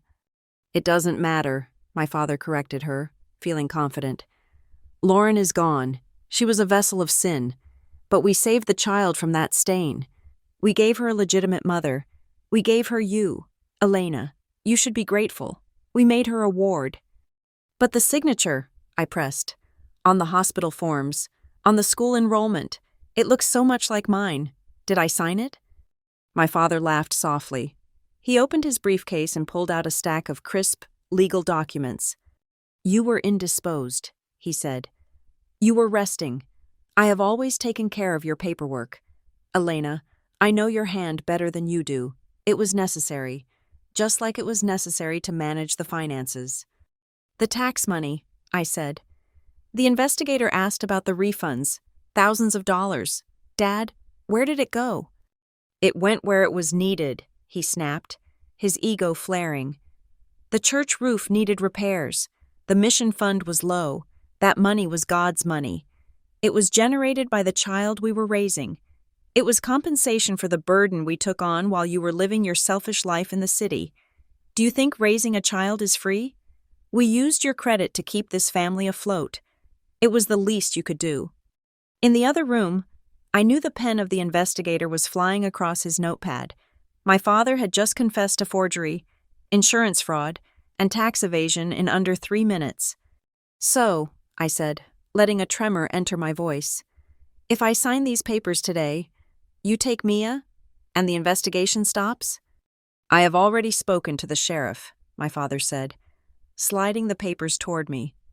Once you sign this voluntary transfer of custody, admitting that you are unable to care for her due to mental instability, the case goes away. We take Mia home. You go back to your computers. We never speak of this again. I looked at the papers. Voluntary relinquishment of parental rights. Admission of incapacity. He wasn't just taking Mia. He was making me sign a confession that would destroy my credibility forever. If I signed this, I would be the crazy daughter for the rest of my life. I looked at Mia. She had stopped coloring. She was watching me. I looked at my father. And Lauren? Does she know? Lauren is dead to us, he said coldly. Just sign the paper, Elena. I picked up the pen. I hovered it over the signature line. My father leaned forward, his eyes hungry with triumph. Then I set the pen down. I sat up straight. I rolled my shoulders back. I let the mask of the broken daughter slide off my face, revealing the cold, hard stare of the woman who had brought him down. No, I said. My father blinked. Excuse me? I said no, I repeated. My voice was steady. I am not signing anything, and neither are you. Elena, he warned, his face darkening. Do not play games with me. The sheriff isn't here. Dad, I cut him off. But Detective Miller from the District Attorney's Fraud Division is... My father froze. The door to the storage room burst open. Detective Miller walked in, his badge gleaming on his belt. Monica Reyes followed him, looking like a shark who had just smelled blood. Carla Green brought up the rear, her face grim. Daniel Ward, Detective Miller said, his voice filling the small room. Marianne Ward, I am placing you both under arrest. What? My mother shrieked, jumping to her feet. This is a setup. You can't do this. He is a pastor. I don't care if he is the Pope, Miller said, walking around the table. I just heard you confess to multiple counts of federal wire fraud, identity theft, and forgery. We have it on tape. We have the video. My father stood up, his chair scraping violently against the floor. He looked at me, and for the first time, I saw true fear in his eyes. Not the fear of God, the fear of consequences. You ungrateful wretch, he snarled, lunging toward the table. He grabbed the folder of forged documents, as if he could physically eat the evidence. I gave you life. I gave you a name. Sit down, Miller barked, grabbing my father's arm and twisting it behind his back. The handcuffs clicked, a sharp, metallic sound that signaled the end of the Ward dynasty. Elena, my mother wailed, collapsing back into her chair. Tell them to stop. Tell them it was a misunderstanding. It wasn't a misunderstanding, Mom, I said, standing up. It was a crime. You stole my life. You stole Lauren's child. And you stole the money meant to care for her." Monica walked over to the table and calmly collected the papers my father had tried to grab. "We will be adding attempted obstruction of justice to the list," she said to the detective. My father was being marched toward the door.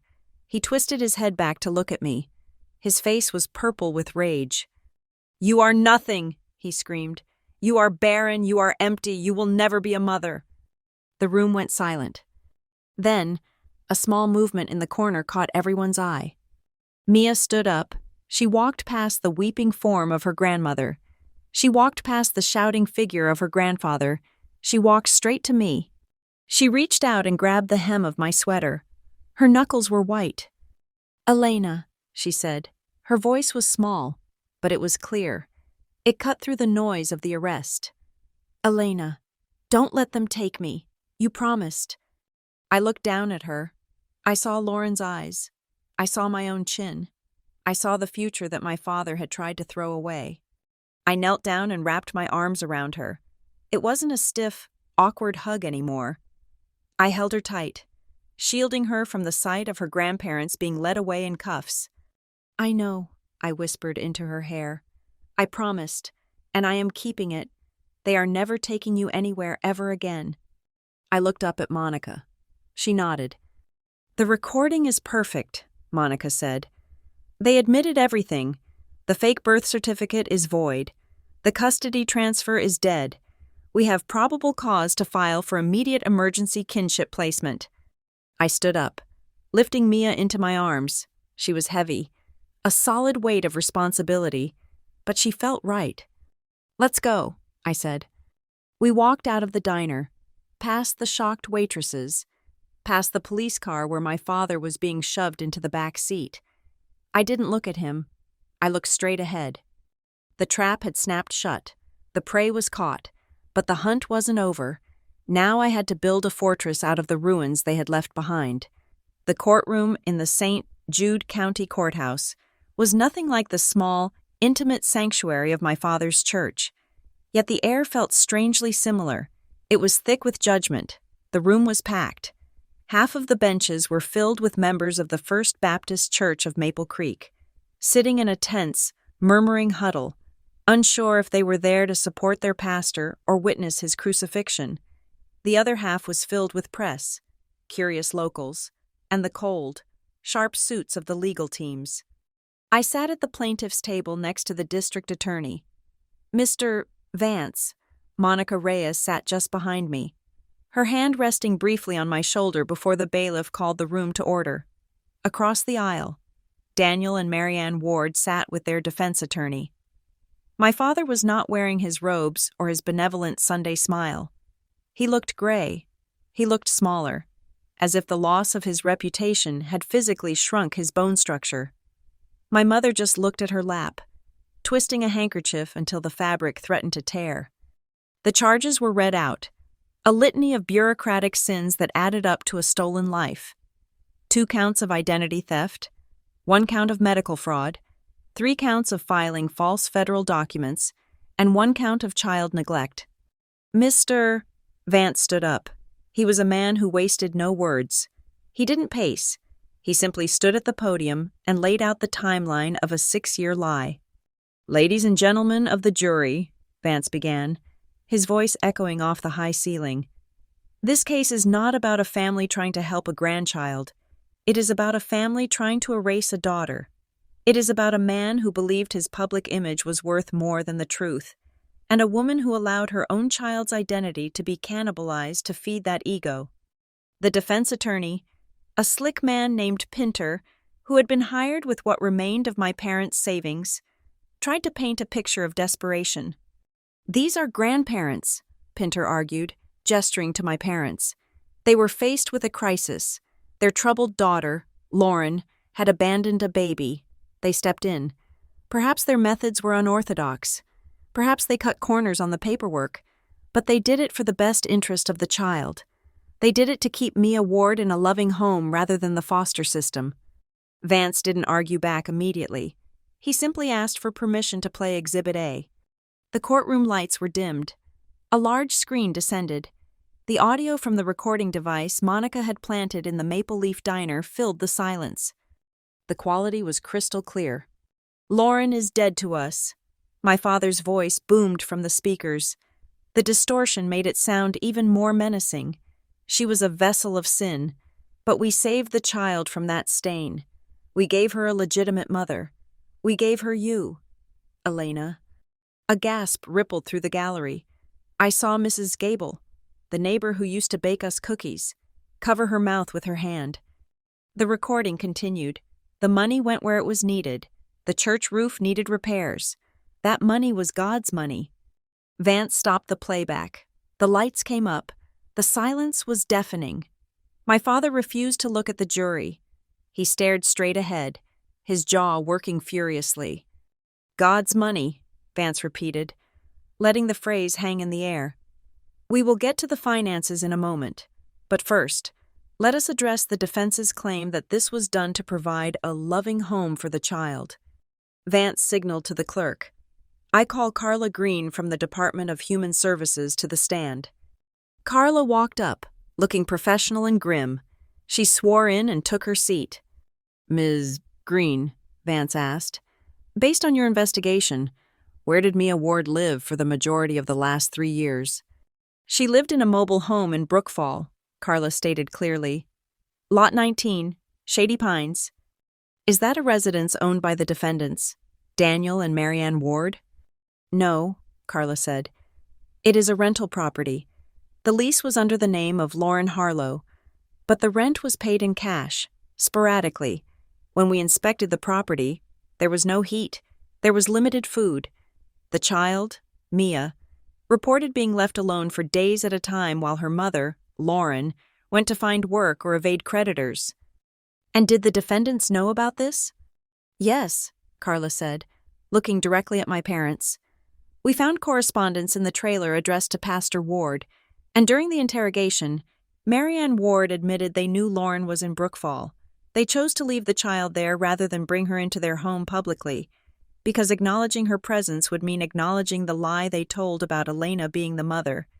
So," Vance concluded, "to protect their reputation, they left a 6-year-old girl in a freezing trailer?" "Yes," Carla said. "If Elena Ward had not answered the phone when the school called, Mia would have fallen through the cracks completely. She was a ghost child. Her birth certificate was a lie. Her mother was missing. She had no legal guardian who actually existed in her life. She was one administrative error away from disappearing."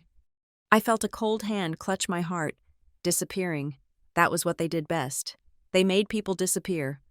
Then it was my turn. "The prosecution calls Elena Ward." I walked to the stand. My legs felt heavy, but my head was high. I placed my hand on the Bible, the same book my father had used to beat me down with verses about obedience, and I swore to tell the truth. "Elena," Vance asked gently, "when did you find out you were a mother?" "Last Tuesday," I said, "when a teacher called me to say I was late for pickup." "And prior to that?" "I had no idea," I said. "I was working. I was building a career. I was living my life, completely unaware that 2 hours away, my name was being used to cover up a birth." "Why you?" Vance asked. "Why did they use your name?" I looked at the jury. I wanted them to understand. "Because I was the good one," I said. "In the Ward family, you are not a person. You are a reflection of the pastor.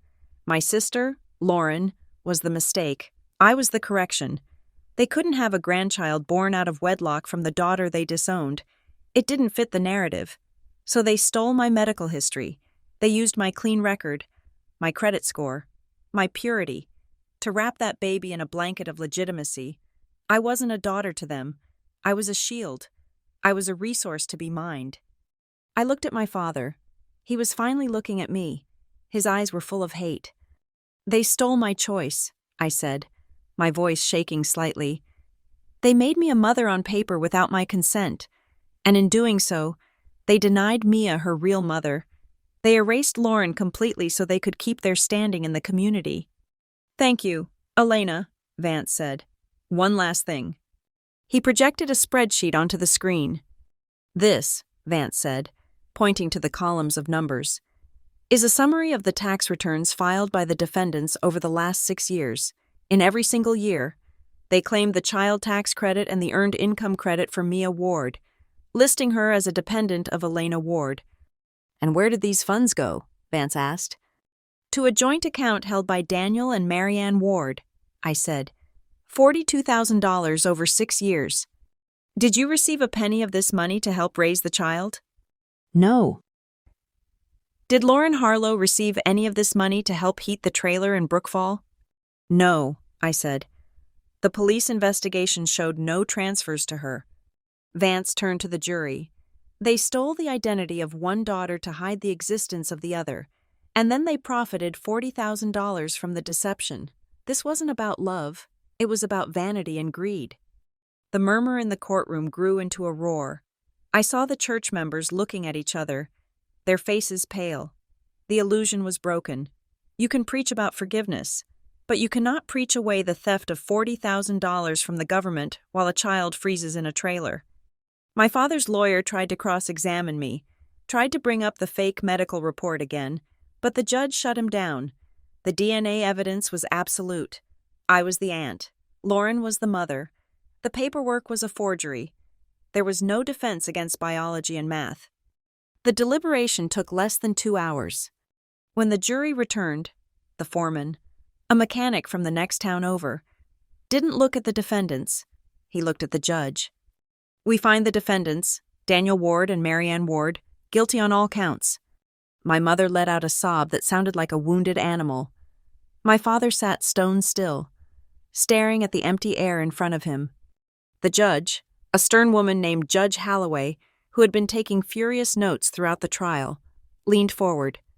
"Daniel Ward," she said, her voice cutting through the room.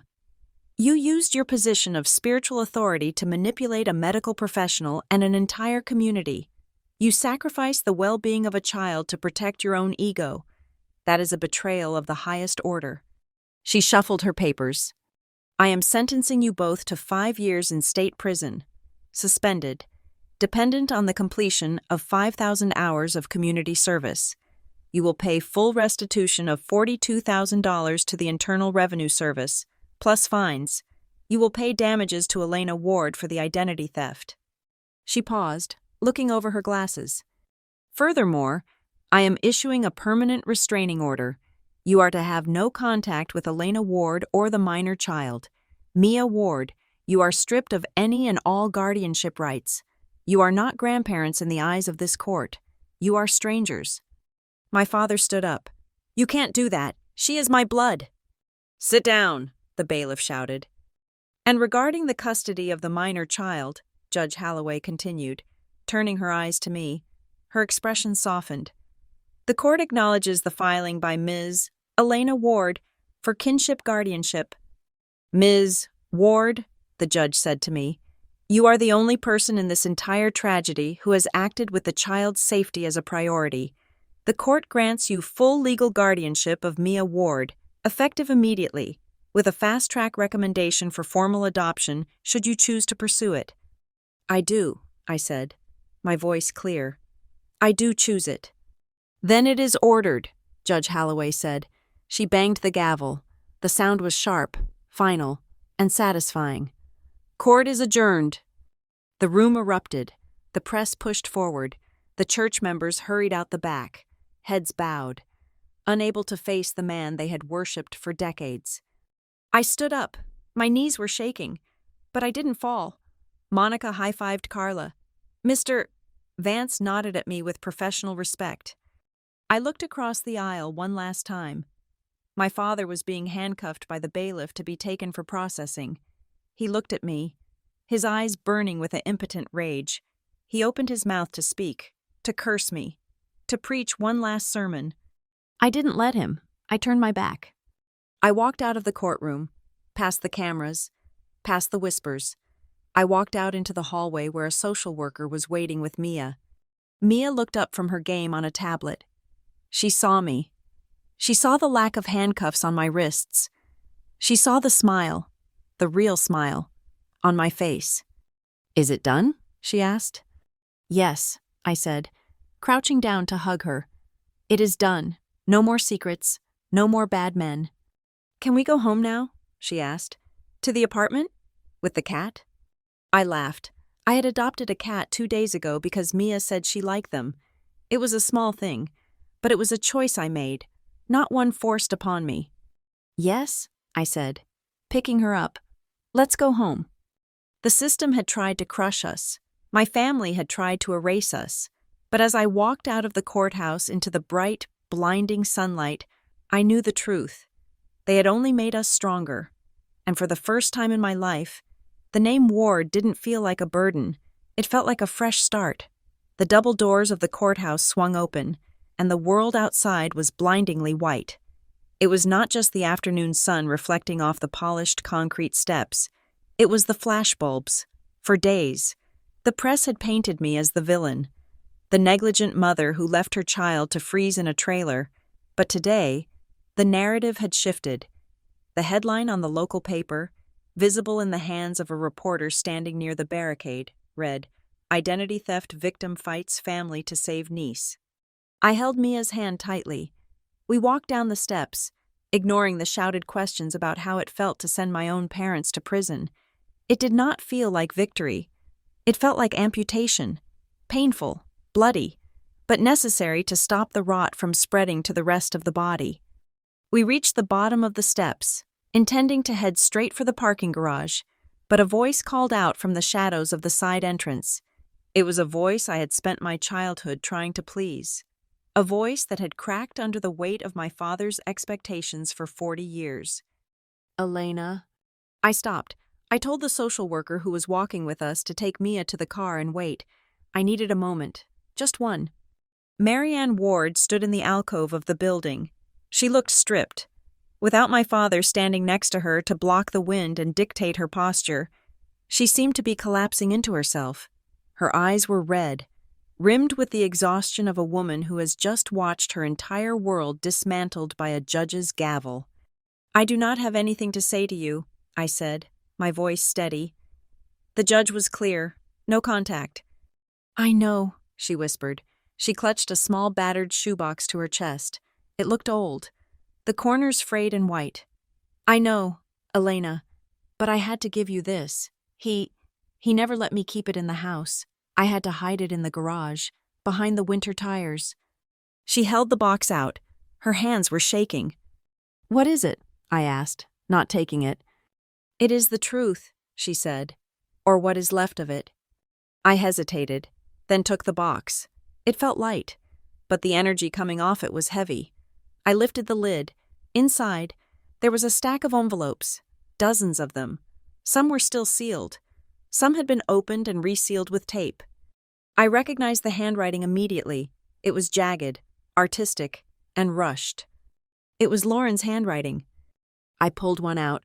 The postmark was from 5 years ago. "Dear Elle," it began, "I hope you are doing okay in the city. I saw a picture of you on LinkedIn. You look so professional. I am working at a diner in Brookfall now. It is hard. But I have Mia. She looks just like you. I wish you could meet her." I felt a lump form in my throat. I pulled out another. "Dear Elle, I am scared. Dad stopped sending the hush money. He says I am asking for too much. I am not asking for me. I just need to buy a coat for Mia. It is getting cold." And another. "Dear Elle, I am coming to see you. I can't do this anymore. I am going to drive to Maple Creek and demand that they let me see you. I want us to be sisters again. I want Mia to know her aunt." I looked up at my mother. The anger that had been simmering in my gut since the trial began to boil over. "She wrote to me," I said, my voice trembling. "All these years, she wrote to me, and you stole them? You hid them in a garage?" "He forbade it," my mother sobbed. "He said if I let her contact you, you would be corrupted. He said we had to protect you from her mess." I dug to the bottom of the box. There was one final letter. It was different from the others. It was stained with something dark. Coffee, or maybe mud. The handwriting was erratic, trailing off at the end. "If you are reading this, it means you found her. It means you found Mia. Don't let—" The sentence ended in a smear of blue ink.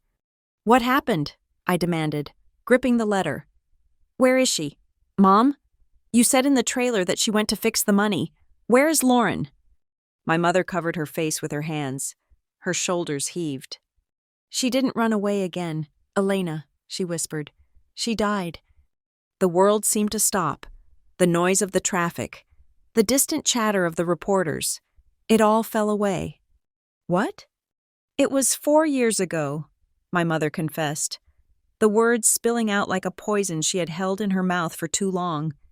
She was driving back to Maple Creek. She was coming to confront your father. It was raining. Her car. It went off the road on Route 9. The police called us because the car was registered to an old family name. And you didn't tell me? I screamed. The sound tore out of my throat, raw and animalistic. My sister died, and you didn't tell me? Your father said it was God's judgment. She wept. He said if we told people, they would ask questions about the baby. They would ask about Mia. He said we had already fixed the problem by giving Mia your name. He said Lauren was gone, so there was no need to drag her name through the mud again. We buried her in a county plot. Elena, just a small marker. No name, just a number. I stared at her. I looked at the woman who had raised me, the woman who had packed my lunches and braided my hair. I tried to find a monster, but I didn't see one. I saw something worse. I saw a coward. I saw a woman who had watched her husband erase her first daughter, steal the identity of her second daughter, and leave her granddaughter to rot, all because she was too afraid to speak up. Why? I asked. It was the only question that mattered. Why did you let him do it? Why did you use me as a shield? I was weak, she said, pleading for understanding. I was scared. Elena, I was more afraid of him than I was afraid of losing you. I thought if I just kept the peace, if I just kept everyone quiet, we could survive. I looked at the box in my hands. I thought about Lauren, dying alone on a wet road, trying to get back to me. I thought about Mia, waiting in a window for a mother who would never come home. I closed the lid of the box. You didn't survive, I said coldly. You died a long time ago. The moment you chose his reputation over your children, you ceased to be a mother. Elena, please. She reached out, trying to touch my arm. You are all I have left. When he goes to prison, I will be all alone. Can't we start over? Can't I see Mia? I stepped back. I put a hard physical distance between us. No, I said. You don't get to see her. You don't get to use her to fill the hole in your conscience. I looked her in the eye. I am not going to let Mia grow up in this cycle, I said. I am not going to let her learn that love means silence and submission. If you want to see her, if you want to see me, you have to fix yourself first. You have to leave him. You have to learn how to stand on your own 2 feet without Daniel Ward holding you up. Do not call us. Do not write to us. If you show up at my door before you have found your own spine, I will call the police. I turned around. Elena, she cried out, her voice cracking. I didn't look back. I walked to the car where Mia was waiting. I got in, tossed the box onto the passenger seat, and locked the doors. I left Marianne Ward standing in the shadows of the courthouse, holding nothing but empty air. That evening, the apartment was quiet. The rain had started again, tapping against the glass of my living room window in Ridgefield. It was a good sound now. It was the sound of being inside, safe and warm. Mia and I sat on the floor. We had ordered pizza, but neither of us was eating. We had spread the letters out on the rug. We read them all. I read them out loud to her. I let Lauren's voice fill the room. I told Mia about her mother, how she liked loud music, how she drew pictures on church bulletins, how she had a laugh that could make you forget you were sad. Mia picked up a photograph I had found in the bottom of the stack. It was Lauren holding Mia as a baby, smiling that fierce, defiant smile. Mia traced the face in the photo with her small finger. She looks happy, Mia said softly. She loved you very much, I said. She fought for you. She tried to bring you to me so we could be a family. Mia was quiet for a long time. She looked at the photo, then she looked at me. Her eyes were so gray, so serious. Elena? she asked. Yes. If she is gone, Mia said, struggling with the words, and the grandma and grandpa are bad, then who are you? I mean, what can I call you? She didn't ask if I was her mom. She knew I wasn't. The DNA test, the judge, the letters. She understood the mechanics of it, but she was asking something deeper. She was asking where I fit in the architecture of her heart. I looked at this little girl who had been passed around like a secret, renamed, hidden, and used as a tax write-off. I realized that titles didn't matter. Mom, aunt, guardian, these were just words on paper, and we had both learned that paper could lie. I reached out and pulled her into my lap. She rested her head against my chest, right over my heart. You can call me Elena, I whispered into her hair, or you can call me Auntie. But from today on, no matter what you call me, I am the person who stays. Anyone who writes your name on a piece of paper from now on has to go through me first. I am your family, Mia, and I am not going anywhere. Mia nodded against my chest. Okay, she said. Family. 2 weeks later, I sat at my kitchen table. The sun was shining. My new kitten was sleeping on the windowsill. Mia was in her room, actually laughing at a cartoon on the TV. In front of me was a document. Petition for adoption. It was a standard form. Name of child, Mia Elizabeth Ward. Name of petitioner, Elena Marianne Ward. I picked up my pen. My hand didn't shake. I didn't hesitate. I didn't have to worry about forgery or deceit. I pressed the pen to the paper. I wrote my name. It was my signature. The loops were mine. The slant was mine. It wasn't a copy of a ghost. It was the mark of a woman who had walked through the fire of her past and burned it down to build something new. I signed the paper. I put the pen down. The revenge was complete. I hadn't just put my parents in prison. I hadn't just reclaimed my money or my reputation. I had done something far more dangerous to their legacy. I had taken the truth back, and I had built a happy home on the ruins of their lies. Thank you so much for listening to this story. If you enjoyed following Elena's journey from a victim of identity theft to a fierce protector of her family, please let me know in the comments where you are listening from. I would love to hear your thoughts on how she handled her toxic parents. Don't forget to subscribe to Lila Revenge Stories. Hit that like button and smash the hype button to help this story reach more people who need to see justice served.